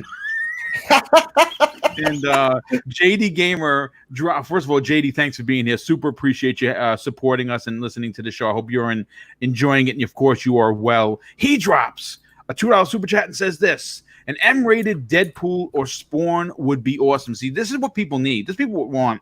JD Gamer drops an additional $5 super chat. Thank you for your generosity, my brother. He says the truth is, when we learn this is over and over again, this is the great exclusives bring people to your platform and sell well. So expect Microsoft to have them. Oh, there's no doubt. And Gamer by Choice, hey dude, thanks so much for being here. He drops an outstanding and very generous $10 super chat and says this: I would love either an X-Men Legends, yes, Hulk Agents of Smash, or Ultimate Alliance to come to all the platforms. Yeah, I have the Ultimate Alliance on the Switch. It's great. The new DLC is coming out soon with the Fantastic Four with God Doom. I can't wait. But I would love for that to be on the Xbox, man. I really do. JD Gamer once again shows his outrageous generosity and says a really good, something interesting. Remedy made Punisher XSX exclusive. Take my money, please. Oh my God, yes. If you give Remedy the way they tell stories, and of course, with someone as deep as the Punisher, because Punisher isn't just a flat wall with a skull. There's a lot of honeycombs in. I know no one's ever described the Punisher like that, but he has a lot of layers like an onion. And even though he's brutal and vicious and unforgiving, there's also a human side to him. He is suffering. His family died in a horrible way. He witnessed it. He had no power to help them, and he's trying to make the world a better place by being a little bit violent. So, also, could I just say, Remedy, perfect pick for them to kind of do the spiritual successor to Max Payne. Bring it back. God, Plus, yes. I don't think anyone's actually mentioned this, but the Punisher logo on an Xbox controller would look absolutely sick. It would look or an Xbox console. I mean, I'd buy that console absolutely. Really Day one. So you know what? Real quick, let me get this last super chat, and we're gonna move on to something we're gonna be talking about. Exclusive stuff and custom consoles and controllers. The Board Game Renegade drops an outstanding $2 super chat and says, "Exclusive Blade Daywalker baby." Oh my God, yes. I'm all in. That's a cool idea. Ali, who's going to be playing Blade in the MCU. And JD Gamer drops an additional $2, which just says Remedy made bullet time, baby. Yes, they did, and they made it well. Now, I'm going to bring up some pictures. Now, look, I'm going to say this. Something happened this morning, and it was. I don't know how many people. I'm a big nerd. I'm going to be 50 in September, and I'm a big old nerd, and I'm proud to admit it, that the little things in life get me excited where I will get an achievement and jump off my couch like a child. That happened when I got the achievement. One of my crowning gems in my achievement crown that I walk around the house secretly with is the Mass Effect 2, where my whole crew lived at the end. Ooh. That one is something I played the game 3 times to get. And on the second time, I missed it by 1. I was control breaking mad, but loved the game so much I played through it again, and I got everybody to live. I literally jumped 6 feet off of my couch into the air. You know, this is 218 pounds of jumping up in the air, coming down like a lunatic. And this morning, that happened very similarly, except I couldn't jump. It was in the car. I had just dropped off my wife, and I said, you know what? Let me go over to the Microsoft store and see what's going on. Now, in the last couple of days, there has been a ton of Cyberpunk 2077 / Xbox news. And there's a lot to talk about. And of course, we saw earlier in the week, there was a leak from Amazon France that actually had basically said, here's the controller for the game that's coming out, one of Zemi Games' most anticipated titles for 2020. And the controller looked dope. I mean, I was like, my God, that's like my Sea of Thieves one, my Titanfall one. I got a few others. I got the Gears of War Elite. I got a few exclusive, hard to find ones that are in my collection, and this one had to be there. And of course, we were waiting, because if you went to Xbox.com, it glitched out. It's come back in 4 days, right? And in 4 days, well, this is what they started showing off. Now, this is the exclusive console. They're only making 45,000 of them, which makes me nauseous, because that means that I actually might miss out on something that I really want this console. And I will gladly pay $300 or even $400, whatever you want to charge me, Microsoft. Go crazy. Just let me reserve it like a normal person. I'm not paying scalper prices. So we finally seen, this obviously leaked with the console, and it wasn't, the biggest surprise that we were expecting. But then they started showing off some of the other things in this confirmation that was on Monday. And of course, here's a picture of the controller. So this morning, after I dropped off my wife, I said, let me go over to the Microsoft store and see if this controller is made available to pre-order. Well, not only was I able to get the controller, the charging stand, which looks dope, which I'm going to show you in a second, I was able to not only snag both, but pre-order them. And what's very interesting and shocking to me is that this controller right in front of you is going to be delivered in 2 days. That's right. It's coming on Thursday, and I will be doing an unboxing. Now, I'm not sure if that's going to be done on Thursday, depending on when it's delivered, or on Friday after breakfast with Boom. But I'm going to do a small, again, it's only a controller, but I'm going to do a small unboxing. I haven't done one in a while, and I'm very excited because this controller is dope, and it's coming out Thursday, and everything is staggered releases. Obviously we're getting in June the custom console. The game is going to be in the box. You just can't play it because it doesn't come out until September. The charger stand for some reason comes out May 10th, which is a little weird, but that's fine. Whatever. And of course, they have which I pre-ordered this as well. And I think I have a problem, folks. I think I got a real problem here. Here is the 2 terabyte hard drive. It was $92 after tax. And it was there's a 5 terabyte one that you can get at CD Projekt Red. It's $150. It's worth it, but I'm just getting it because it's going to match the console, and I'm going to be proud to display the console. And I'm not putting that console away when the X comes out because, listen, I'm an Xbox guy. What can I tell you? So let's bring in Zemi Games on this. Zemi, you obviously are looking forward to Cyberpunk, and most people are. There were a lot of people that are turned off that it's first person only. People want the third person or the ability to switch back and forth, and it is only in first person. But man, talk about going the extra mile with Microsoft. Really, I mean, this is not a first party game, right? So they really dug their heels into the sand about supporting this, and taking this marketing deal to a level that we haven't seen, that we hope will continue into the next generation with the Series X. And obviously that blank, the black blank canvas that's on this box leaves room for unbelievable customs. But let's talk about this one. What were your thoughts about everything that was shown? They showed the controller, they showed the charger, they showed the console, the hard drive. Is all of this extra goodness hyping you up for the game even more? Yeah, no, I mean, absolutely it is. I mean, I love the idea of just like special edition consoles, and I don't really think that we get enough of them. So just to see this, I think has me really, really excited, even though I'm not actually going to buy it because I'm way too cheap. Yeah, you and me, we were talking about before the show, you were asking if I was going to get the controller. I won't even get the controller because it costs like $70 or something. Yeah, but $70 enough times, could pay for a console. I don't know. I'm just cheap. But I really do love this. I love the console. I think that I'm definitely even more hyped up.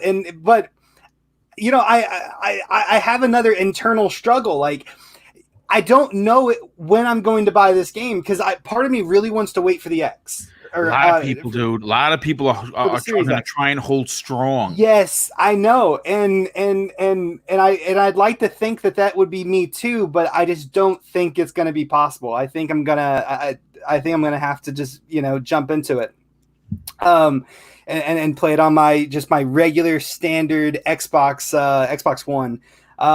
Which I mean, the game's still going to play good. I mean, it's just not going to play as good, which is kind of disappointing.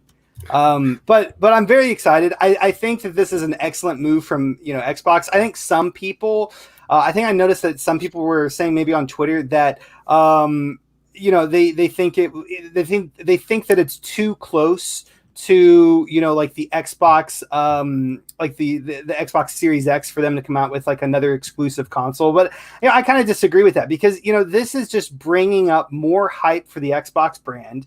It's keeping Xbox in the news, which is exactly what Microsoft wants. And for Cyberpunk, it's hyping even more people up about this amazing game. I mean, the game's going to be amazing. There's no doubt about that. So I think it's a really, really strong move from Xbox. I think it makes a lot of sense, marketing wise. And I wish I wasn't a cheapskate, so I could hopefully get one, because man, that controller looks so good with like no future like carved into it. Yeah. I absolutely love that, and I love like the color palette that they used. And like the little splotch of blood on the back. Oh man, it looks so sweet. Yeah, it's okay. We have to look at it from a couple of point of views, right? This is the last custom console / controller for this generation, right?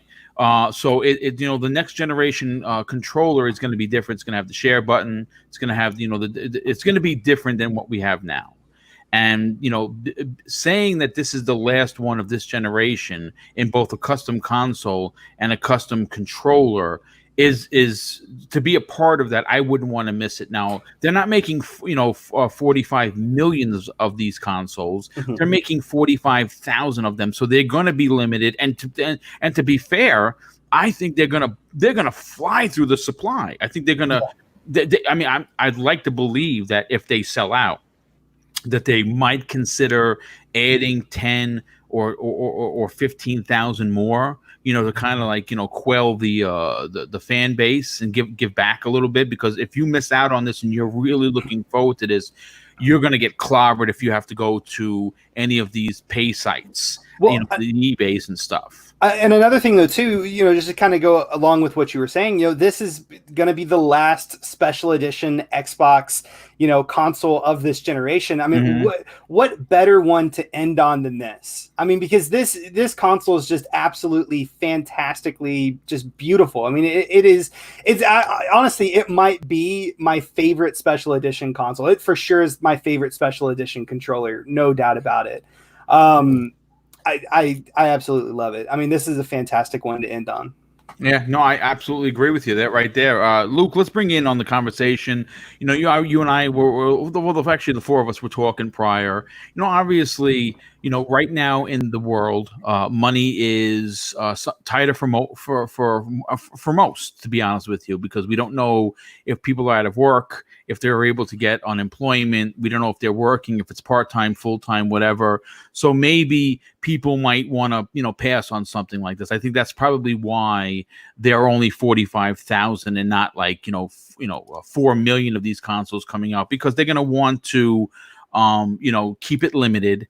And they're also right now, as we've seen in with certain sales, it looks like they're, liquefying the stock of the current consoles to make room, of course, for the new ones, which they're going to be filling the shelves with. But what does this last ditch effort for custom consoles say to you? And is this, like Sammy said, a good one to close out the generation with? Oh, it's a great question. I think it is a fantastic console to close out the generation with, and I don't necessarily look at it as a last ditch effort in this of special editions. I do recognize they're liquidating that stock and they're trying to move those units out to make room and to clear out for a number of different reasons. Actually, that they're approaching that. I think this console is gorgeous, and it's new territory, which I think is really neat, because what's going to happen is Microsoft is working right now to occupy news cycles. That controller that you got going out in 2 days, who saw that coming in that manner? Now, that's a surprise, and it means that more people like yourself are going to be doing unboxing videos on their respective channels. And what are they going to be saying? This is an Xbox controller. This is for the Xbox Special Edition, the Xbox, the Xbox, the Xbox. They're going to be hitting that in there. For them to put this unit out in the way that they are, it is very special looking. It is very unique. I would argue that second, perhaps, to the Gears Special Edition with the ice impressions. It's very unique unto itself, and it makes people excited for CDPR's new Cyberpunk game, which lines up well with the messaging of Series X and the Xbox One X. Most powerful, best visuals, best third-party experience. So I think it's a smart move by them. I think 45,000 units is the exact thing that you want to see. It's going to be there for those that want it, for those that are special. Fighting scalpers and people that price gouge is always a frustration with hardware, especially when it's unique or elite in terms of getting it. I think we'll see that at PS5 and Series X launches as well. And here's hoping they're able to combat it. But I think it's a great thing, and it's one of the wonderful send-offs to the Xbox One X, which I think is a really great console. It's certainly a far cry from the VCR launch of the Xbox One of old, and not a bad way to end it, all things considered. I agree. I think it's a fantastic it's a fantastic end, but it's also a fantastic start, because what are you going to remember? You're going to remember, oh yeah, they closed out with CD Projekt Red's award-winning Game of the Year 2020 Cyberpunk. They had a console, they had a controller, they had a charger, they had the hard drive. Oh, and the X came out and had all these games. So it's like bookends at the end of a generation, but starting a new one on the right foot. Something that we've seen that they stumbled right from the 360 to the Xbox One. There was a stumbling point that cost them the entire generation. Now, with this in tow, they're going to have the goodwill of the gaming community, the goodwill of the gaming media, because they're going to be talking about this console. They're already talking about how amazing this is. I've seen article after article after article about how amazing this console looks, and they're going to go right into the Xbox Series X, and already with everything that they've done they are already in good graces of everything we just talked about. So this is a win-win for Microsoft. And there's a great comment in chat by Shizno, who's always in chat and supporting the show, and that's fantastic. And he says that it's very close to the Xbox Series X launch, and I think that also highlights the point of why they made it in limited quantities, because it is something to consider. Also worth noting that if you get this console, you get the game when it comes out in September, but it's available for Xbox Series X once you get it, thanks to smart delivery. And this again is that new territory we're talking about. They're giving a special edition controller and console months before the game. When you get the game, you get it for everything on that brand going forward. It's almost like a live service in some ways with what they're doing. And so uncharted territory and smart, and it is odd timing, but this is for those that are collectors, those that want it. Most people that bought the Gears special console got it because it was Gears, not because they needed a 1X. There are those that did that, but I would imagine that for the next Halo, there's something of that ilk as well. I mean, how many of us double dipped and bought a special edition console at somewhere? I know Biff got the Spider-Man one. I got the Halo Reach 360 back in the day. Nice. I mean, it's we do that because we're interested in the brand. I don't think it's just to move units, and there's a balancing act somewhere in the middle of those arguments. No, I agree. Zemi, did you want to jump in on Yeah, this? well, I kind of did want to add something. Well, another thing though too is, just look at the marketing of this console, right? Going online, changing their website, having like the little static feature and all that different stuff. I mean, that is remarkable marketing from Xbox. Yes. I mean, can we like at least recognize that as well? Absolutely. I mean, because that is such a far step away from Xbox, pretty much all the rest of this generation, and just the fact that they did such an amazing job with the marketing of this just small little minor kind of thing. I mean, it really excites me for the future. Looking forward, to Xbox. What other cool little inventive ways, are they going to market going in the future? That's a fantastic point, dude. I mean, again, their marketing has since December has been nothing short of a Jekyll and Hyde, and in the best way possible. It's unbelievable how superhero-esque their marketing has been, and this is another perfect form of that. Mr. Bedbit, why don't you close out not only the show, but of course this particular topic. I don't know where you stand on custom consoles. I mean, obviously, I know that you got the Spider-Man one, which I am so mad that I didn't buy and just put away. What are your thoughts on everything that Zemi and Luke were saying about about the marketing and really driving the Cyberpunk collaboration with the marketing deal home in a way that we've never seen before, with a custom console, a custom hard drive, a custom charger, a custom controller? Mm-hmm. Well, first I'm trying to fight off a sneeze, so keep in mind that my brain is trying to deal with this situation. So first and foremost, no, I'm not gonna get the controller, and here's the reason as to why. One reason in particular: no share button. Not gonna buy something close to $80. I see your point. Yes, so close to the Xbox Series X. I would have if you just gave me the little share button. Bam, I'm there. I'm all yours. But they didn't, so I don't have my money there. When I take a look at the console. And before I say anything about the console, I do want to say that my Twitter handle is Mr. Badbit, one word. It's ugly. It's gross. No, I'm like, I can't even lie. I was going to try to do this big lie of how it's only just a bunch of ugly shapes. No, honest to goodness, there is no one that does it better with making a limited edition console than Xbox. Like, no one comes close. And that's the one thing that I love about the Xbox team, or hardware team at least, whoever designs these consoles. They're all beautiful. They all have, that tender love and care to each one. Just the little details. Like, a lot of people don't know, wherever you see green, that stuff's going to glow in the dark. Like, yes. That's super cool. So seeing this, it makes a lot of sense why it's limited supply. It's so close to the Xbox Series X launch.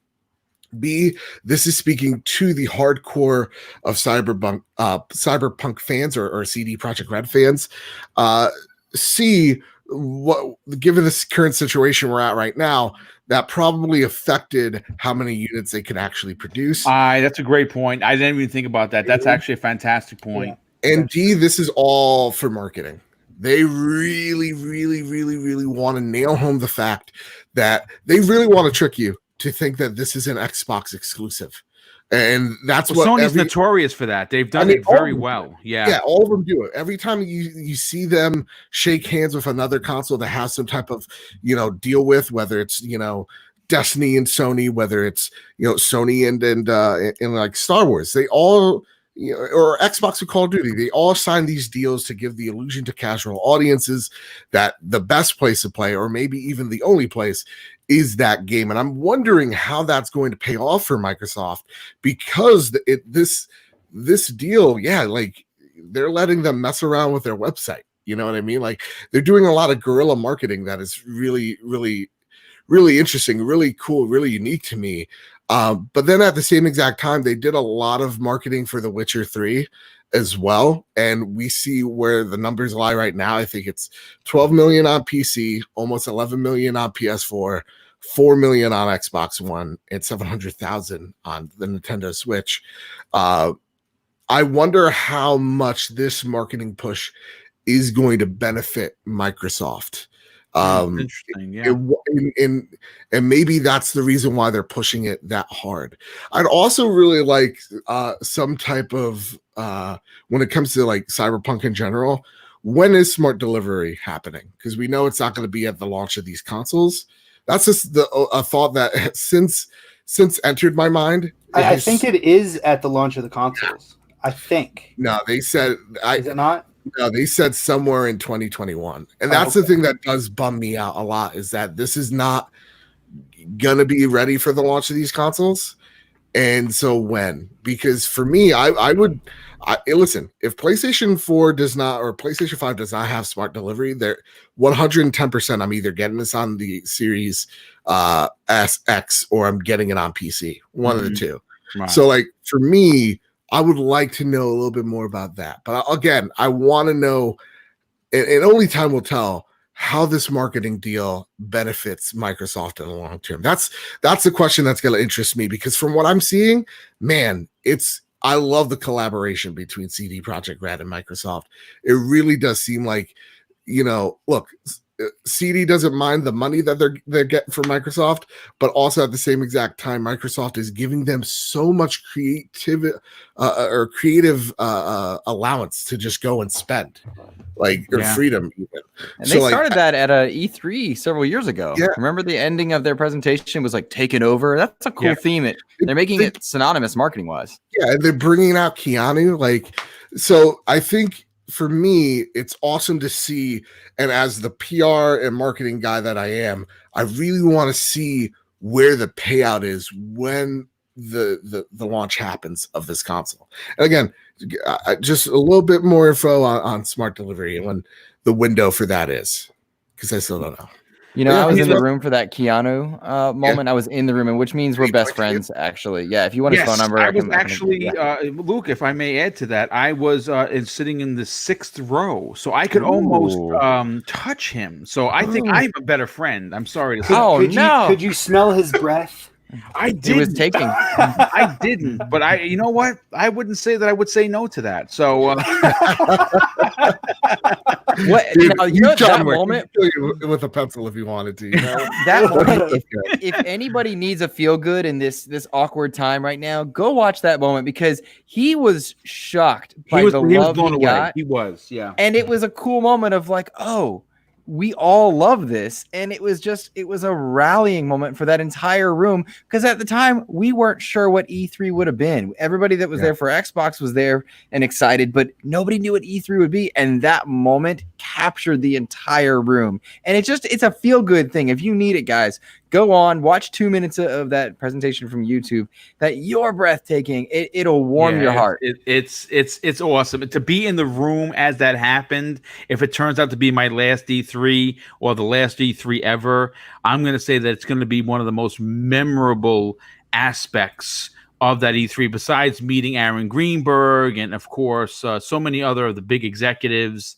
Rod Ferguson, but being in the room as that transpired, seeing how generally impressed and taken aback he was at the excitement of the fans yelling at him, it was pretty epic. Yes, that's a great way. Well, I'll put it, that's a great way to close out today's show. We are closing in on 2 hours, and we got to get everybody out of here. And I want to thank the near 360 people that tuned in for today's new addition to the channel. And again, we used to be the Xbox Factor podcast, and now it's the Primetime Gaming Plus, where we're going to cover multi-plats and multiple games. So I'm not, as a content creator, pigeonholed into trying to make up, because obviously one Xbox is no problem. 2 Xbox shows, when there's not a lot to talk about, is where it starts to run into the weeds, so to speak. So I'm glad everyone, or at least hopefully everyone, enjoyed themselves. Of course, I have to thank the chat, you guys and gals, once again. Absolutely fantastic from start to finish. I hope I was able to actually say hello to everybody. I probably missed people, and if I did, I apologize. And of course, the super chats. What can I say? The amount of generosity that keeps coming in, and I won't forget this one. RNB3 drops an additional $2 super chat and says this: XSX version or we riot. Too many CD Project Red delays. Yeah, I agree with the delays, but I don't think we're going to get any more of them. I think we're going to be okay come September. Yeah. So let's get to the outros, and of course, we'll start with Zemi Game. Zemi, first of all, dude, thanks so much for being here. You will be returning to your toasty seat come this Thursday for the official episode of the Xbox Factor podcast. Do me a favor, dude. Tell everyone where they can follow you on social media, get your latest recipe on the pies that you are making, and of course, check out your outstanding YouTube channel. Absolutely. Well, thank you so much, Boom, for setting up this amazing show. It was an absolute blast. All the topics were just freaking fantastic, man. I absolutely loved today's show. If you guys want to, definitely check out my YouTube channel. It's called Zimmy Games. I do a bunch of gaming content, game reviews, news, some Let's Plays here and there, just a ton of gaming content. So if you guys like that type of stuff, definitely check out my YouTube channel. Once again, it's called Zimmy Games. You guys can also follow me on Twitter. My DMs are always open. I always love interacting with people in the community. So if you heard something on today's show that maybe you agreed with or maybe that you disagreed with, always feel free to send me a message, because I just absolutely love talking to the community. That's how, I think we, grow as people, is hearing different people's opinions and having that back and forth. And then also I post a lot of food pictures on, can I say food porn? Is that allowed? I post a lot of that on my on my Twitter. So definitely check out my Twitter and follow me if you want. Boom, thank you so much, man. Well, no, thank you, brother. It was great to have you, of course, be a part of today's show, and it was great it's always great to have you on. Really, really enjoy the banter and the conversation and what you bring to each episode you're on. Next, we're going to go with Luke. Luke, first of all, dude, I think people need to see more of your podcast. I think that it's hopefully that you've gotten a lot of new followers and new listeners to your outstanding program, where you are a one-man show, but occasionally you have outstanding guests. Well, do me a favor, before you tell everyone where they can follow you on social media, tell everyone about this incredible podcast that you have. Oh, thank you, man. The podcast is called the Xbox Expansion Pass, and in it, I focus on the Xbox platform and how news in the gaming verse relates to it, but I try to expand our knowledge of the gaming verse overall. I've had some wonderful guests like Steve Spawn and Andrea Renee, developers of games like Sparklight are on there. On an upcoming episode, Mike Bithell, creator of Thomas Was Alone, will be coming on the show to talk about... It's a big guest. He'll be talking about, a number of things, from his new platforms to working in VR, why, say, certain games might be exclusive to certain platforms as well. I think that'll be really insightful. And I offered a little treat for my fans this week, my listeners this week.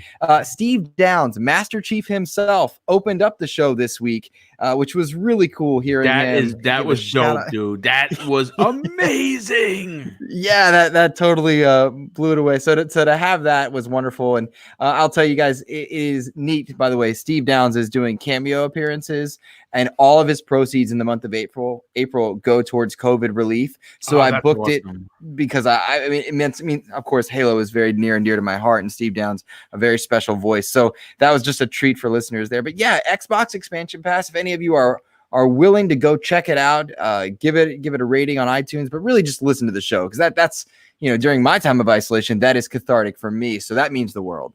Well, listen, dude, you run a great show. I think more people need to get ears on there. Hopefully, you're not collecting anyone's ears. Hopefully, you're giving back people their ears once the show is done. And speaking of ears and PlayStation, we have to bring in someone that I have to say has been a gem of a find to have on my weekly shows. I think that it brings a tremendous amount of sensibility to what a gamer really is. And obviously we know he covers PlayStation almost specifically, but he does have an opinion about the gaming verse that we call video games. And his opinion is for me anyway, ultra important and valid. Mr. Badbit, do me a favor, dude. Tell everyone where they can check out the Trophy Room, and more importantly, follow you on social media. So before I do have some bad news. It's official. Venom 2 has a new title. Venom, Let There Be Carnage. That's boy. That's okay. So I'm gonna have to look into this. I suppose that's not to see. This is what happens when you let Sony do things. Exactly. Sony, do the right thing. Give it back to Marvel. We all want it. At least it's not Venom in the pink suit. That's true. You know what? At least it's that. Anyway, listen, you can find me over at Bad Big Games, where we talk about all things game news, reviews, and unboxings. Over again, Bad Big Games on YouTube. And you can follow the Trophy Room, a PlayStation podcast, over at PS Trophy Room on Twitter, or you can also find it on YouTube at Bad Big Games, or even on iTunes, SoundCloud, Google Play, Spotify, wherever you get your RSS feed. We are 3 reviews away on iTunes, 3 5-star reviews away from 69 reviews. Nice. That means we'll be super cool. Oh yeah, Luke knows what's up. Nice. So yeah, again, follow us there. That'd be fantastic. And yeah, that's it. That's all I got. Well, listen, it's great to have you a part of the show. Looking forward to Friday morning's Breakfast with Boom and what you bring to that show. So thank you so much for, of course, guesting today and returning to that program Friday morning. Of course, I want to wish everyone a fantastic day wherever you are. I want to close out the show with some kind words. Folks, listen, right now it's a very trying time in the world. And I'm not going to get tired of saying that until we are past this. And I don't know how long that's going to be, but be better people. Go out of your way to be better. Now, how do you say, how are you a better person? How can I be a better person? I'm not saying you should, get in front of a crashing car to save a little girl. I'm saying that, be kind to your neighbors, and you can start by protecting yourself. Going out, if you're going to go outside, go out covered up, get a mask, wear gloves, be thoughtful. And you can start by doing simple things like that. And of course, if you are, someone who's neighborly like myself and you care about others, and you know that there's someone that may be a neighbor of yours that's a little older that can't get to the store, knock on their door, stop in, say hello. And say, listen, do you need something? Because, obviously social distancing is important, but you can stop in and see if they need something, because maybe that knock at the door is going to be their savior. You're never going to know. And also, obviously I'm going to close out with something that my dad taught me when I was small. It made me a better police officer, made me a better person, made me a better human being. Treat others how you want to be treated, and it doesn't cost anything to be nice. You live by those 2 rules, and I can guarantee you're going to have an awesome day. So take care, everyone, and we'll see you next week on the newest episode of Primetime Gaming Plus. Take care, everyone, and have an awesome day.